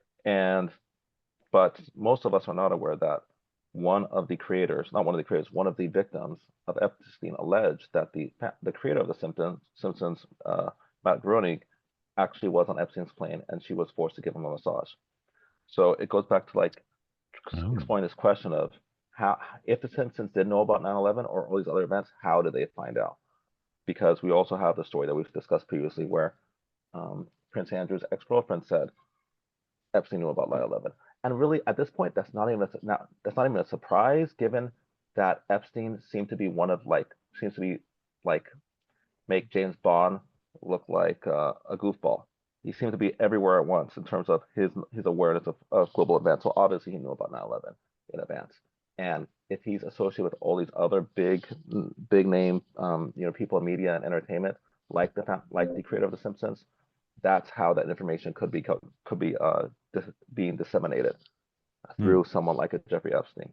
So that's one of the threads that I've been tugging on in terms of identifying how are these people finding out about 9/11 in advance. So I wanted to call that out. How do you spell his name? Groening, right? Groening. Okay. I just went through 4 emails and didn't see anything about a massage. No. This is you look in the post in the X post. This came out in 2019, but it got hardly any coverage. So if you go down, look at the thread, the entire thread. There's several posts there. If you go back to the main one. Go back to the main one. There we go. And then you scroll down. Virginia Roberts Gifford alleges Jeffrey Epstein ordered her to massage Macaroning's crusty feet. This was from 2019. Oh. Yes.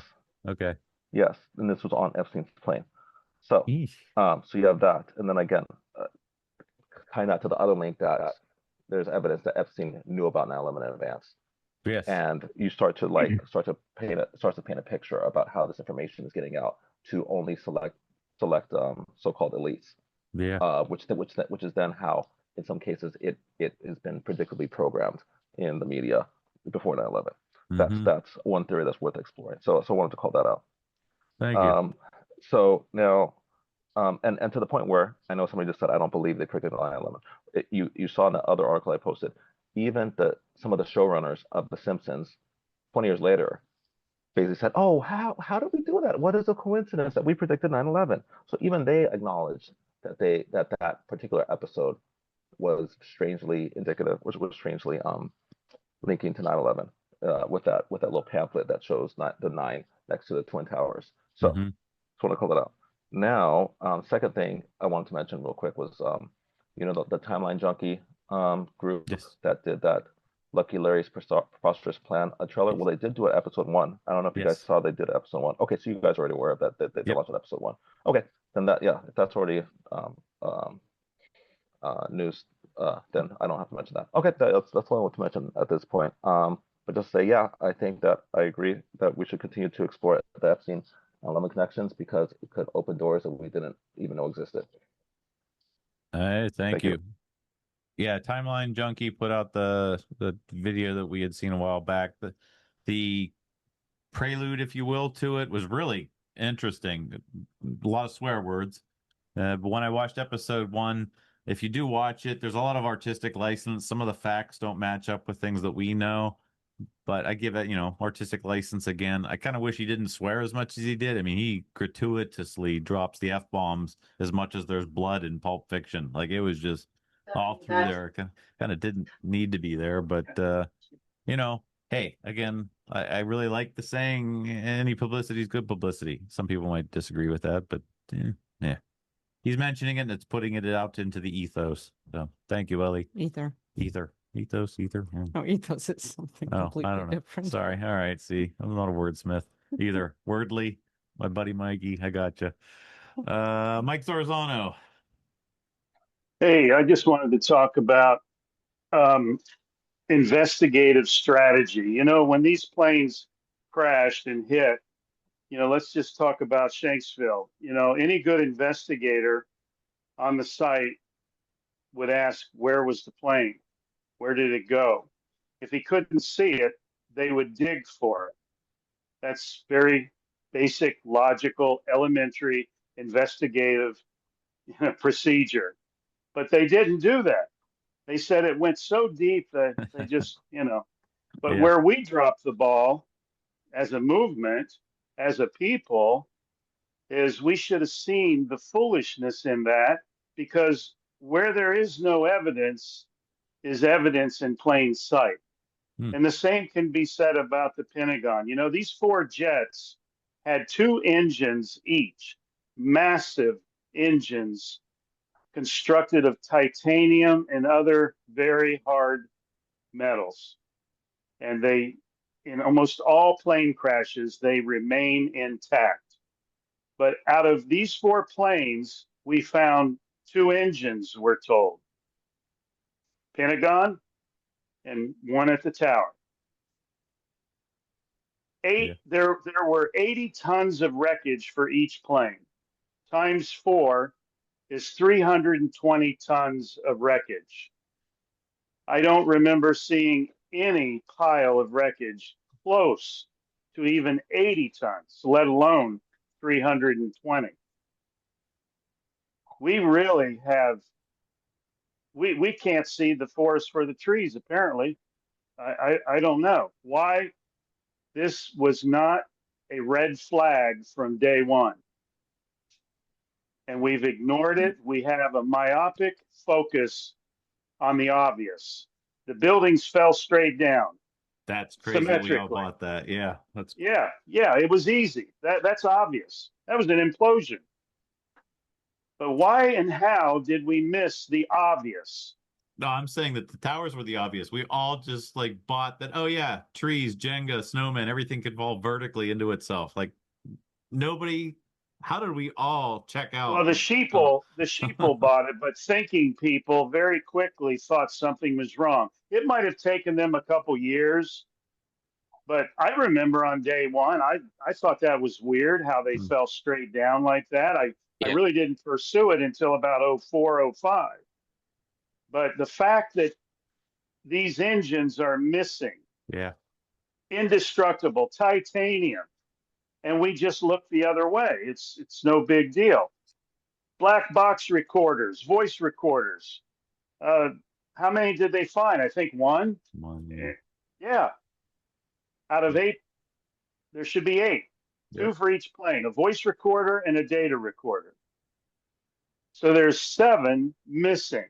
And these boxes are probably even more durably built to withstand destruction than the engines are. Because they by found 3 at World Trade Center. Oh, 3, thank you, Ro. Well, it's not been verified from what I have been able to gather. There's a lot of speculation about the verification of what is claimed to be a voice or data recorder. Well, that's going into one of my articles, and it's from one of the books written by the FDNY guys there. So he said he personally drove the FBI to retrieve them. So they confiscated them, and you know his word is as good as any other eyewitness that was there on the scene. But 3 out of the 4. It would be very easy to set that up and plant before he got involved or before they got involved. But the bottom line is, where are the engines? Those are huge. They just disappeared. Yep. All right, that's all, Gene. Thank you. Thank you, Mike. There's a lot of things that are missing. Yes. Let's go to Craig, and then I'm going to go around the room after I mention a couple other things. Yeah, quick comment on what Mike just said. I agree with him. What I always say, and I've said it on this call before, but it bears repeating, that not only are the full engines missing. I mean, there's some small piece that supposedly came from an engine, but I mean, I don't really believe that was even from a real engine. But not only should there have been 2 massive, 8,000-pound Rolls-Royce engines in the Pentagon, there should have been 2. If there had been, there would be 2 exit holes in the C-ring where they would have hit. There's absolutely nothing inside that office the office area that ran on the first 2 floors between the E-ring and the C-ring. There's nothing except internal walls and filing cabinets and desks. There's nothing that stops a titanium engine traveling 530 miles per hour as it plows through that office. There's no way it would not have come out through that C-ring wall. So that is huge. Anyway, that wasn't what I was putting my hand up for. I wanted to mention, I absolutely, having studied a lot of 9/11, what do you call it, predictive programming in Hollywood films, I am absolutely on board with the Simpsons thing not being a coincidence. I completely believe that's the real thing, because I've seen it in so many films, and I think about, we're talking about Matt Groening and the connection, the Epstein connection. The movie that always sticks in my mind is Fight Club, which came out right before 9/11. And the producer of Fight Club was Arnon Milchan, who we later learned was a Mossad arms broker, basically a Mossad spy, but also working as a Hollywood producer. So he produced Fight Club, and the movie starts with them talking about Ground Zero, and I had a front row seat for this theater of mass destruction. And then you see New York skyscrapers being blown up right outside the window. Couldn't be more blatant than that. And Milken also produced a movie in the 70s called The Midas Touch with Richard Burton, where a plane flies into a skyscraper. Yeah, there you go. You go. This is the ending of Fight Club. Hang on. That was Medusa. Medusa Touch. We'll get the Medusa Touch is the Richard Burton one. Yeah, this is Fight Club that Gene's showing now. Yeah, but you said Midas touch, I think. I interrupted him. Yeah, go ahead. I just wanted to show that. There we go. All right. Done with Yeah, that. no, I'm glad you showed that. And what I noticed going into a lot of movies, looking at these at this predictive programming, is that it seemed to become more frequent and more obvious the closer it got. There you go. Good one. The closer it got to 9/11, the more obvious the references were, the more in the and the more frequent they were. And then, of course, there's the last, what is it? The lone gunman? Yes. The one that Chris Carter from the X-Files did like 8 months before 9/11. So anyway, and just a quick comment. I'll finish with this. I wanted to comment, my whole system crashed, so I didn't get a chance to do it at the time. But when Sue was talking about, how we have to be conscious of being perceived, newcomers coming and how it will look if we're in conflict with each other. And I agree with that. But I do want to make a point about that yes, you don't want to unnecessarily show fighting to the outside world if you can avoid it. But if the absence of confronting something is to allow a key part of our evidence to essentially be disqualified or pushed aside, then that's more damaging than the danger of somebody thinking, oh, they're fighting. If not pushing back means that people end up concluding that the Pentagon evidence is unresolved and too controversial and too divisive, well, that's too much damage to allow to happen, I would say. And it doesn't mean you want to pick fights for no reason. Doesn't mean you want to go after people personally. But I would, and the last thing I'll say is, going after somebody personally is not the same thing as mentioning someone by name and criticizing their actions. Big difference. Yes. I don't believe in calling somebody a jerk I've probably done it, but calling somebody a jerk or an idiot or this guy's, whatever. That's not very productive. But sometimes you have to. Yeah. You could say an action is dumb, an argument's dumb, but just don't say the person's dumb. That's all. Yeah. Well, actually, but I got to push back on that too. I agree. You don't say the person's dumb. If you're talking about dumb, I agree with you. But if there's an argument that is very problematic, there are times when you have to criticize the person making that argument, because they may be making that argument in a way that is very destructive. Yeah, you still don't have to judge So that's the person. If you disassemble So you're the argument, basically, the point's made. Well, see, I think you have to sometimes you don't have a problem criticizing people outside the movement. You're right. By name. That's fantastic that you called that, and I so appreciate it, because that is something I've been convicted of myself.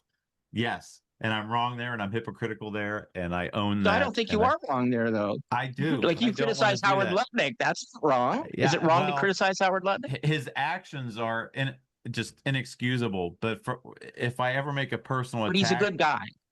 I should leave that for anybody else to infer. I should just, anyway.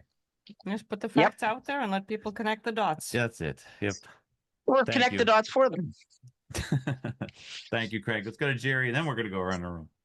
Yeah. I mean, a jerk's a jerk, isn't it? Call it as it is. I wanted to make the point that the likes of the lone gunman, I think the likes of that's different to the Simpsons thing. But it's hardly surprising that people would use the concept of planes hitting these buildings. It was analysed what would happen if a passenger jet would hit this building at 600 miles per hour before they broke ground. But while they were still doing the wind tunnel tests in 1966, they analysed what would happen if a jet hit the building. So it's hardly a surprise then if filmmakers and animators and whoever then take on board that same concept. That this doesn't prove anything, and quite bluntly, for the whole, if you're looking at the architecture and the engineering of the structure, Bart Simpson's not the answer. It's just not. It's not helpful. It makes the whole thing look stupid. There's a place for it, right? Yeah. And it's going to get people's attention, but there is a time and a place for it. And to be honest, any serious researcher going around saying, "Oh, look at Bart Simpson holding this up that says 9 with the towers at the back of it," isn't going to be taken seriously. I think there's a place for it. Yes. But you can't cover all those bases, and Bart Simpson doesn't help us. It's interesting to talk about, like you say, but it's not something I would like to see presented at the Senate committee on a hearing. Like, no, neither would I. Yeah. It wouldn't hold up in court. It has on the 9/11 Truth Movement page that we admin. You don't know how many of those I get, and and it's all repeats of the same ones we've seen 100 times. And it's like, come on, is this all you got? Like. Yeah. It does get people's attention. It grabs people's attention. There's maybe value there, right? One that resonates with Sandra. Sorry, one that resonates strongly with Sandra is the back of the bills. The $1 bill, $5 bill, $10 bill, 20. If you fold them a certain way, they show the building. I'm like, yeah, that's great for mind candy, but that's not something you'd want to present at a Senate hearing. Some wicked mind candy, man. That's not just like a plane flying into a building, which.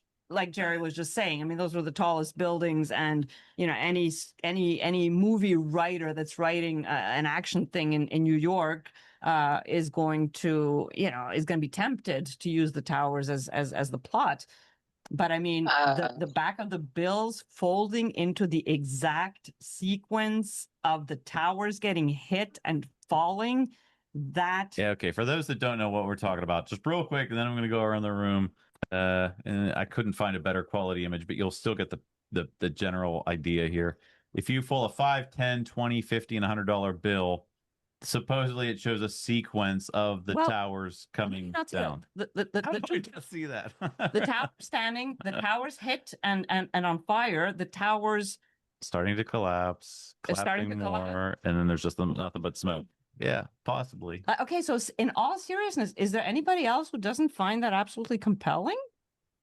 No. Yeah, it is. Yeah. All right. No, I agree with you. Tis the product. Tis the product of what you would call a multi-generational cabal of globalist psychopaths. Oh Lord! Yeah, if they're in charge of the monetary systems. Yeah.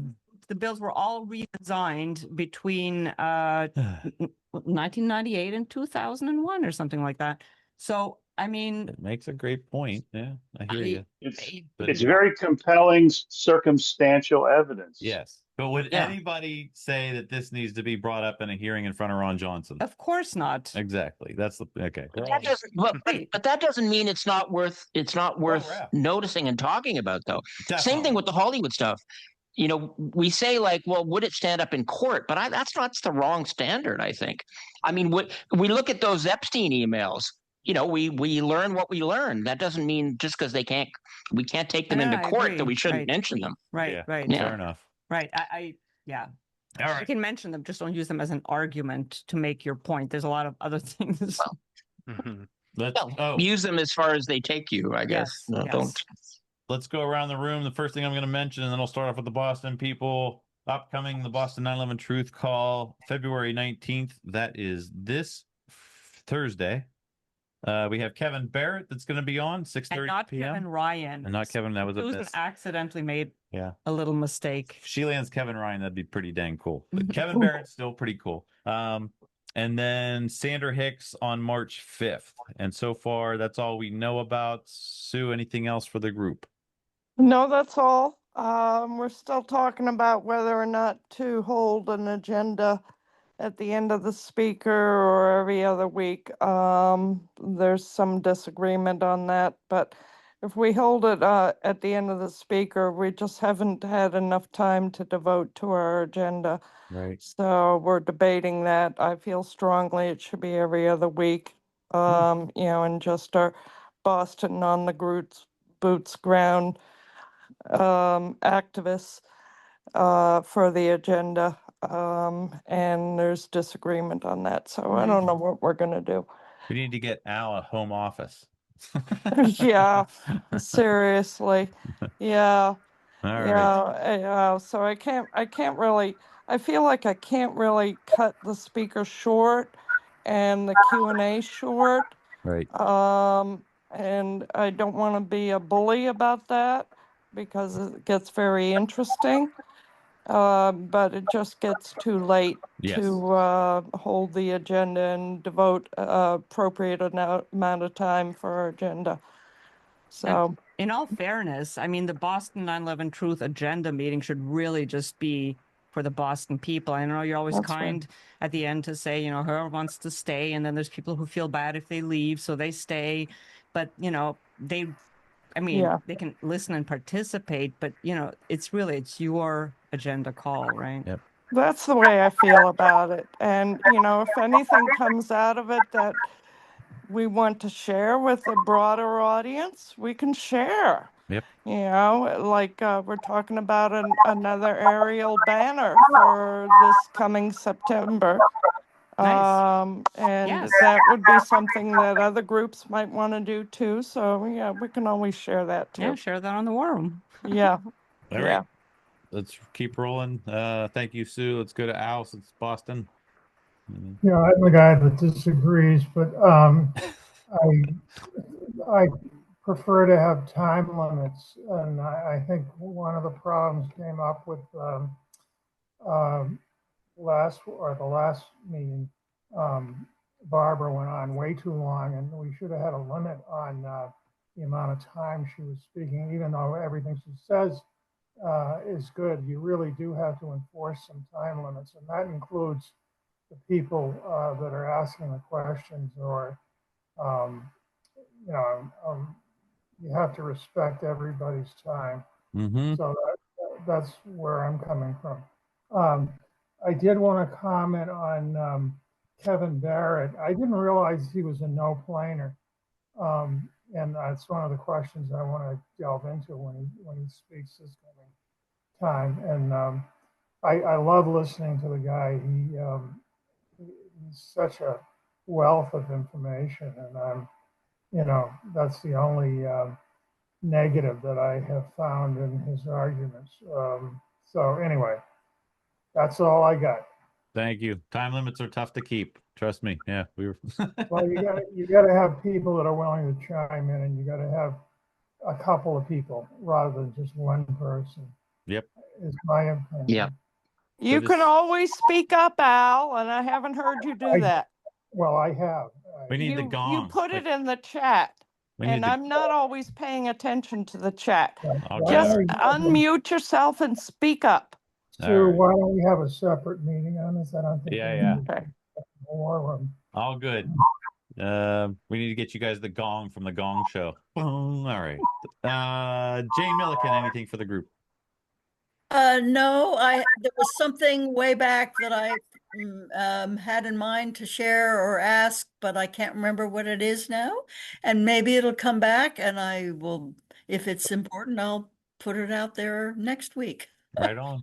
Thank you. Thank you, Jane. Mike Cook, anything for the group? I had a little something. This is an exciting week for me. There's 3 local guys that are in the Olympics. 2 of them I've skied with quite a bit out at our little local area. The other guy is just from around here. I've never skied with him. And long, long ago, when Nick was making this, will be Nick's 4th time to the Olympics this year. He's in the half pipe this time. But when he qualified for the Olympics for the first time, he was already living out west, but this is home. He comes home for Christmas, and he was there. He was doing demonstrations, and everybody was greeting him and like, go, go, go. He was going to Russia to compete, and I slipped him a truth packet. Nice. I said, check this out. I could tell he was going to be, having like the world stage for a brief time. And we were talking about this earlier about how people react. His reaction was to throw rocks at cars. No. Yeah, and he got he went and he competed. He won bronze, but I could tell watching him. I was watching him from out there that he's having an off day, but he managed to pull himself together enough to win a bronze. and later they were suicide attempts. Come on. I've got a link to this here. I can get to you guys. And you So know, did he he ended speak out on 9/11 at all?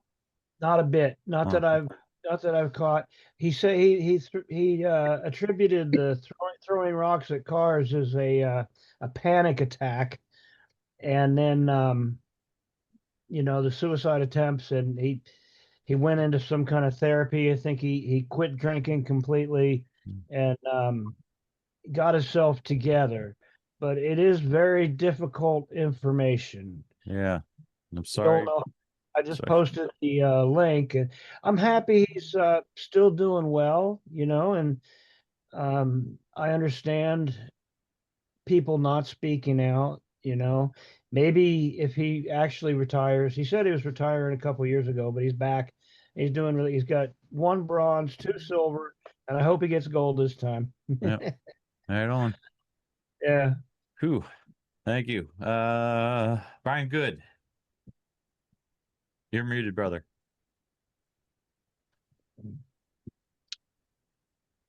There you are. Yes, we need to stick to facts. Opinions, speculations, and conspiracy theories should be kept internal to the movement, and then we won't have to fight about what goes public. Fair enough. Good point. Thank you, sir. JB. I'm good. Thank you. Thank you, JB. Mike Zarzano. Hey, Tuesday night, we've got a very special guest, Morgan Reynolds. He's going to be joining us, and I'm sure we're going to touch on the Pentagon in Shanksville and where are the planes. So everybody that is interested in that topic, Tuesday night, Tap Talk, 8 p.m., go to our website, truthactionproject.org, and register on the events page, and you'll be sent credentials. Thank you. Thank you. 8 p.m. Tuesday, truthactionproject.org. Thanks, Mike. Morgan Reynolds. Morgan Reynolds. Yep. Thank you. Jetty B from Scotland. Yeah, a good week. You've got probably the best known guy from the left of politics coming out in favour of 9/11 truth, and you've already got Tucker Carlson, and I think that's a testament to everybody's efforts, because we don't know what woke them up. So you have to at some point say you're achieving something here, and you really are making a difference. I think it's easier to see from this distance maybe than it is internally in America, but a good week. Yes, attributed to the whole greater 9/11 truth movement, good and bad. Like the perseverance is paying off. Every single person who picked at him every time they encountered him. Yep. Thank you, Jerry. Craig? Yeah, I'll just quickly mention that we're going to have Nita Renfrew is going to speak on our next 9/11 and other deep state crimes teleconference. I'll probably plug it again next week because it's not till the I guess the 25th, the last Wednesday. So I'll just I won't get into the details of what it is. I'll mention it again next week. And I just want to say I put a second post up for the Exposing 9/11 Substack page, which basically was just kind of showing our mission statement and statement of principles, which is like came out to 13 different principles. So I put that up as a second post, and I'm pleased that we've made it to 1,000 page views with our 2 posts in 1 week or 8 days. So you got to start small, but anyway, I'm pleased with that. Yeah, I guess that's it. Everybody's benefit, Anita Renfrew is a former or current journalist? It's Nita, not Anita. Oh, sorry. It just starts with an N.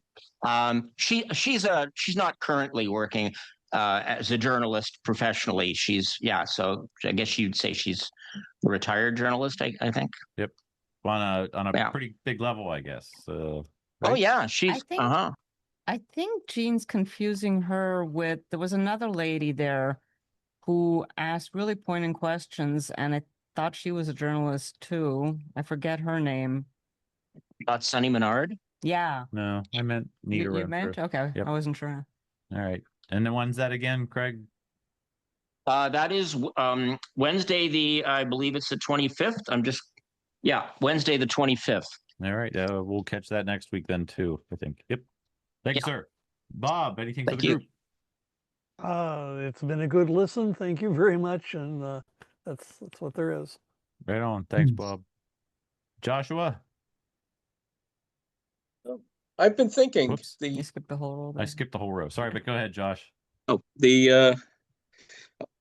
it's been in the news. The United States and/or Israel might be launching another military campaign against Iran, and I was thinking it would be interesting to see if the United States and/or Israel will try to foment unrest in the Balochistan section of Iran, which is mostly ethnic Balochis who are Sunni Muslim, while Iran is governed by a Shiite Islamist regime.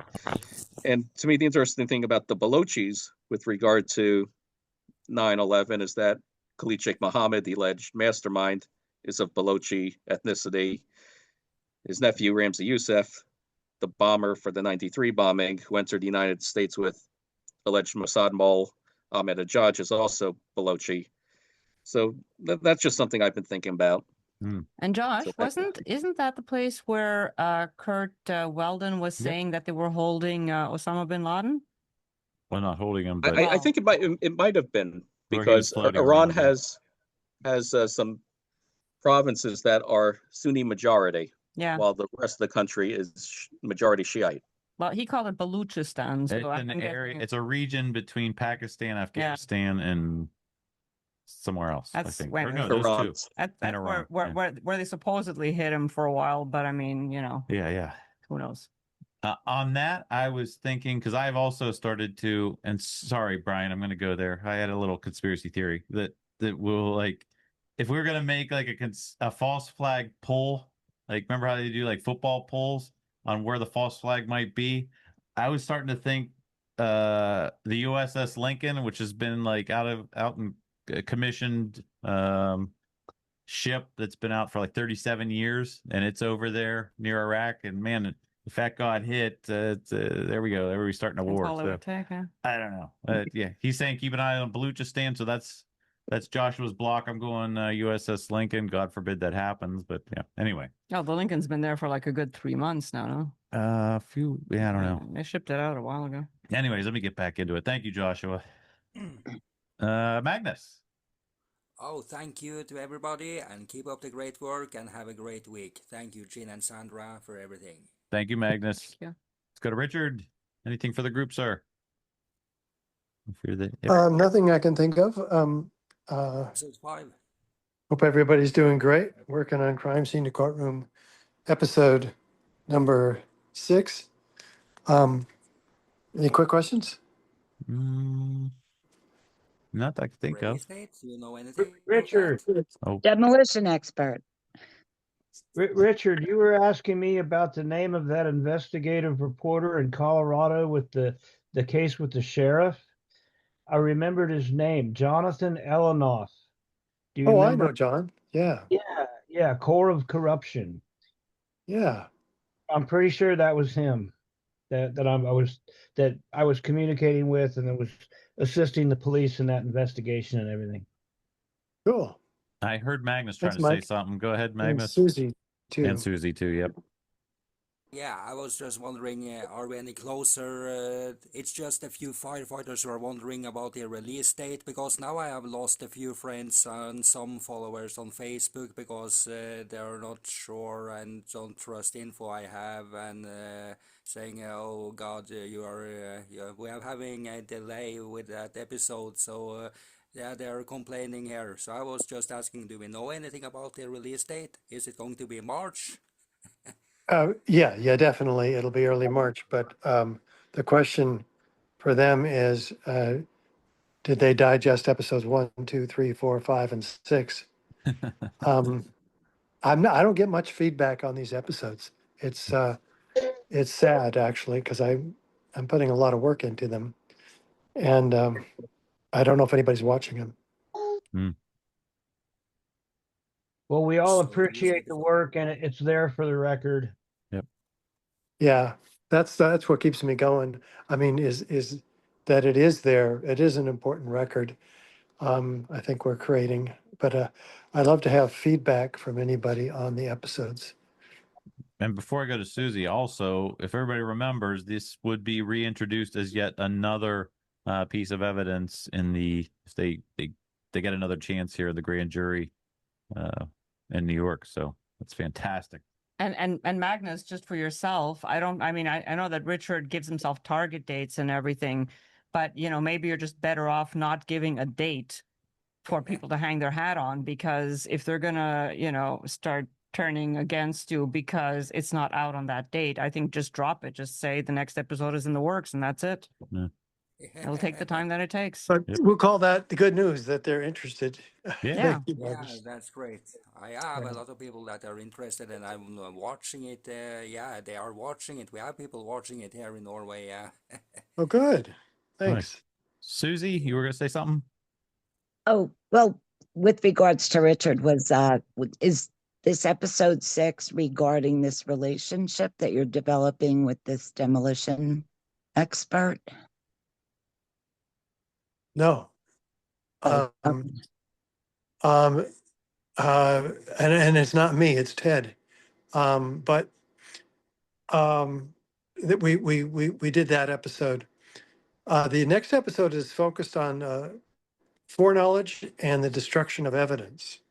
Oh, okay. Awesome. And all right. thanks. And I just wanted, I don't know, some wild, exciting, and dangerous times we're in, huh? I want to address what Sandra said early on in the session today. Was I think while everyone is witnessing the broad foundational cracks in their worldview currently, I think there's never been a greater time for the rise of discernment than there is right now. And I'm just observing people in forums and in comments on a lot of the Epstein file releases and things like that. And I see a dangerous aspect too, that there are those people that who instead are giving up their power to some inevitability beyond their control, where they're just throwing everything in the air and saying, I don't know what to believe anymore. I can't believe anything anymore. But the good news is, I think, through people's narrow blindedness, that they're beginning to gain some peripheral vision. And I think that's a good thing. And I think we should really jump in and take advantage of it. So I'm really grateful to be here and for everyone's contribution here. Thank you, Susie. Yeah, and a quick note on that, with all of this AI stuff, I think we've all been had at one point by either an image or a video or a text or something like that. And we found out after the fact, I say, oh man, I think we've all been in this boat. So I think this is going to teach us to be more critical and to, I personally fact check everything before I share anything. Like I will not take anything at face value, but I hope that other people start doing that too. And then we'll go back to thinking instead of outsourcing our brains. She got me 2 to 3 days ago. I shared a picture of Bad Bunny in a dress burning American flag. And she goes, that's AI. I'm like, no, it's not. And then we look it up and yeah, it was AI. So yeah, you got to check everything. Raul, Captain Raul, anything for the group, sir, if you're there? No, I don't have anything for the group. I love hearing from Jerry and Magnus. I love his videos, and Jerry's a really smart guy from Scotland. I just wanted to ask you, Gene, the Chase video you played.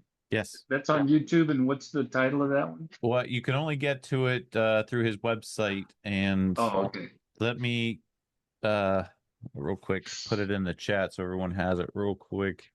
It's so every Friday Night Live he does a video, and it's only available for the week, and then he gets rid of it. Let me write Chase Hughes FNL and paste, and there it is. So it's the FNL replay, Friday Night Live replay, and yeah, it's a pretty good one. It's only 15-20 minutes long. It's really good. I like it, so check it out. Okay, thank you. Thank you. Yeah, I think you skip. I skipped a bunch of people. I'm getting there. Ben. But I have some hands. Yes, you do. Let me get Jane. You remembered? Yeah. I imagine that many of you have already noticed this happening with even just on the email level. You know, you send an email and then there's a response, or you send a response and there's this AI summary Mm-hmm. of the email, exchange that's happened. Yeah. I mean, maybe this is in the last month. I mean, maybe it's more for some of you. Anyway, it's it's one of the most, let's say, Insulting. direct experiential manifestations of AI happening in our otherwise, sort of normal, email exchanges. Yeah. It's yeah. We're losing privacy, and if anything's free, it's not really free. Gmail, it might be free, but there's a cost, and they're Yeah. collecting all that information. Right. Okay. Yeah. Thanks, Jane. Yeah. Mike Zorzano, you had something else? Yeah, I forgot. We have a really popular Facebook page called Real Republican Party, and we need help there with 9/11 Truth. There's a lot of normies and newbies, and please help us there. We purchased a URL that is pointed at the Facebook to make it easy. So realrepublicanparty.org. Nice. You type that in, it takes you right there. Good job. And post all about 9/11 there. We're really starting to get some great debates. And we have quite a following, so it'd be real helpful. We need your help. Thank you. Thank you, Mike. All right, where did I leave off? You got Jack. Jack, anything for the group? Yes.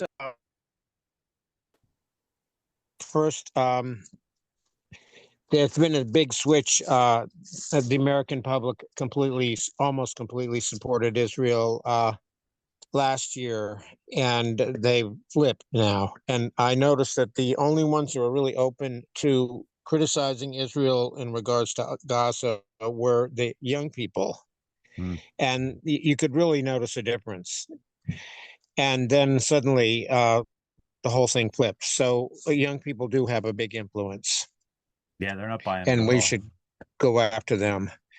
And secondly, there were pictures of Larry Silverstein going in and out of Trump Tower before and after 9/11, supposedly to visit Trump. And Trump was very good friends with Jeffrey Epstein at that time. They hadn't broken off by 9/11. So it seems to me that Trump knew about 9/11. No, I'm sure yeah, thank you. Benjamin? Hi, thanks, Gene and Sandra, for being patient with everybody. It can be crazy with people's perspectives and everything, and you guys handle it really well. So I just wanted to commend you on that, and it's noticed. Also, during our call, the very thing I shared has the same poster just updated it again. So he actually added some additional slides, broke down the information in a little easier to understand way. So I thought that was worth sharing. In terms of like horizontal versus vertical, whenever I'm thinking about how I'm communicating these messages, the side I have in mind are the debunkers, basically the people that really think they're correct and value science and logic and just happen to think the official story is there and have gaps in their information. So like instead of trying to get them to change their mind, I'll try to just present things they might not have heard of yet. Like, oh, it was the diesel fuel. Like, actually, even the NIST said it wasn't. Oh, like just try to chip away. That's sort of how that's my approach. I just want to throw that in there. I dig it. Thank you. Thanks. Yeah, again, if anybody does, I don't recommend getting into what are called flame wars in social media. That's where you're going back and forth with a person and it just becomes this like 30 comment thing. But if you do, the debate ends when you just check out. And I agree. If you could put one or two good points like what Benjamin's saying there and just walk away, leave it at that. And don't bother going back. And it's all the other people that come back and say, oh, he made a good point, and that's everybody could just. Says the guy who used to get engaged in flame war. Oh, I did. Back and forth Yeah. 30 times. Right, Craig? Right. Can I just throw in too that I think that if you're dealing with somebody who you just think believes the official story, but they're sincere, I think you approach them in a very different way than you do if you think somebody's a troll or somebody's just trying to jerk you around or waste your time. I absolutely think an official story supporter that, maybe hasn't considered all the evidence or whatever, use your skills to ask the right questions and push them in the right direction. Absolutely. You shouldn't be hostile with somebody just because they have a sincere opinion that you don't agree with. True. And if you are unsure, then err on the side of caution and be extra kind, because I've had a lot of people actually starting off as trolls, and then I wasn't nasty to them, and suddenly we're having a conversation. So yeah, that's true. Yeah, I agree with that. Yeah. Mike Figa, if you're there. Well, I'm waiting for that, Mike. Sorry, good work, everyone. Sounds good. Oh, good. Good to see you. Thank you. Chuck Fall, anything for the group? Just that more Dr. Reynolds is on Tuesday Tap Talk. Yep. Talking about using AI. I see Bob Runyon characterize AI as satanic. Interesting. But AI assisted in a thought experiment that Dr. Reynolds was involved in, and provides answers on about 9/11. However, to Mike Zarzano's point, they don't apply the process to the Pentagon or to Shanksville. The exercise was only dedicated to the two towers. I'm not sure. But at 9 minutes past the hour, I posted the link to the newsletter. And if you wanted to see some topics on what we're going to cover, it's all based on his website. So have a great week, everyone. Take care.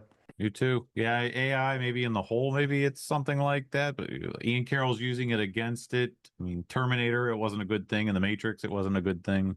But who knows? Who knows where we're going?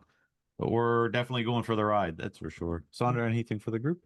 I just feel compelled to explain that I have a really, really bad pinched nerve in my arm. So when you see me doing like weirdo kind of like things on screen and that I'm twisting, it's that I don't mean to be disrespectful. It's just really painful. I'm trying to stretch that muscle. YMCA. Yeah. Anyway, Jane, you have your hand up and then we'll end it. Yeah, I just had I think you could say the train came back in terms of what I forgot. I think it was that it's so interesting to me, and I sometimes bring this up, that in the context of, our appreciation of people who have turned their view about all of this, like Tucker Carlson, and up to a point that some people don't admit is enough. But it rarely, I don't know any examples of people who went to look at the research, more closely, and then revert back to the official story. So I think that's I just find that an interesting phenomenon that is very telling about this whole process. That's all. There was one guy years ago, and I forget his name. Oh, really? Yeah. You guys are gonna know who I'm talking. Craig, you should know this. One guy who turned around, and wasn't he part of that documentary in the end? The mainstream media ran with him. Yeah. He once was a truther. Charlie Beach. Yes, there it is. Thank you. Yeah. Oh, I don't recognize Yeah, it. they made Anyway. they held him up as the poster boy, the guy who looked into it and then decided it was all bunk. He's an obvious plant. Yeah. He was Right. a plant from the beginning. Yeah. I guess. Right. But Right. otherwise, you're So right, Jen. Yeah, it's a one-way It's so street. interesting that the flow, the direction is always in the direction of people who thought the official story and then are questioning it, waking up. Yep. It's very telling. Yeah. Okay. All right. And with that, the alarm is about to go off.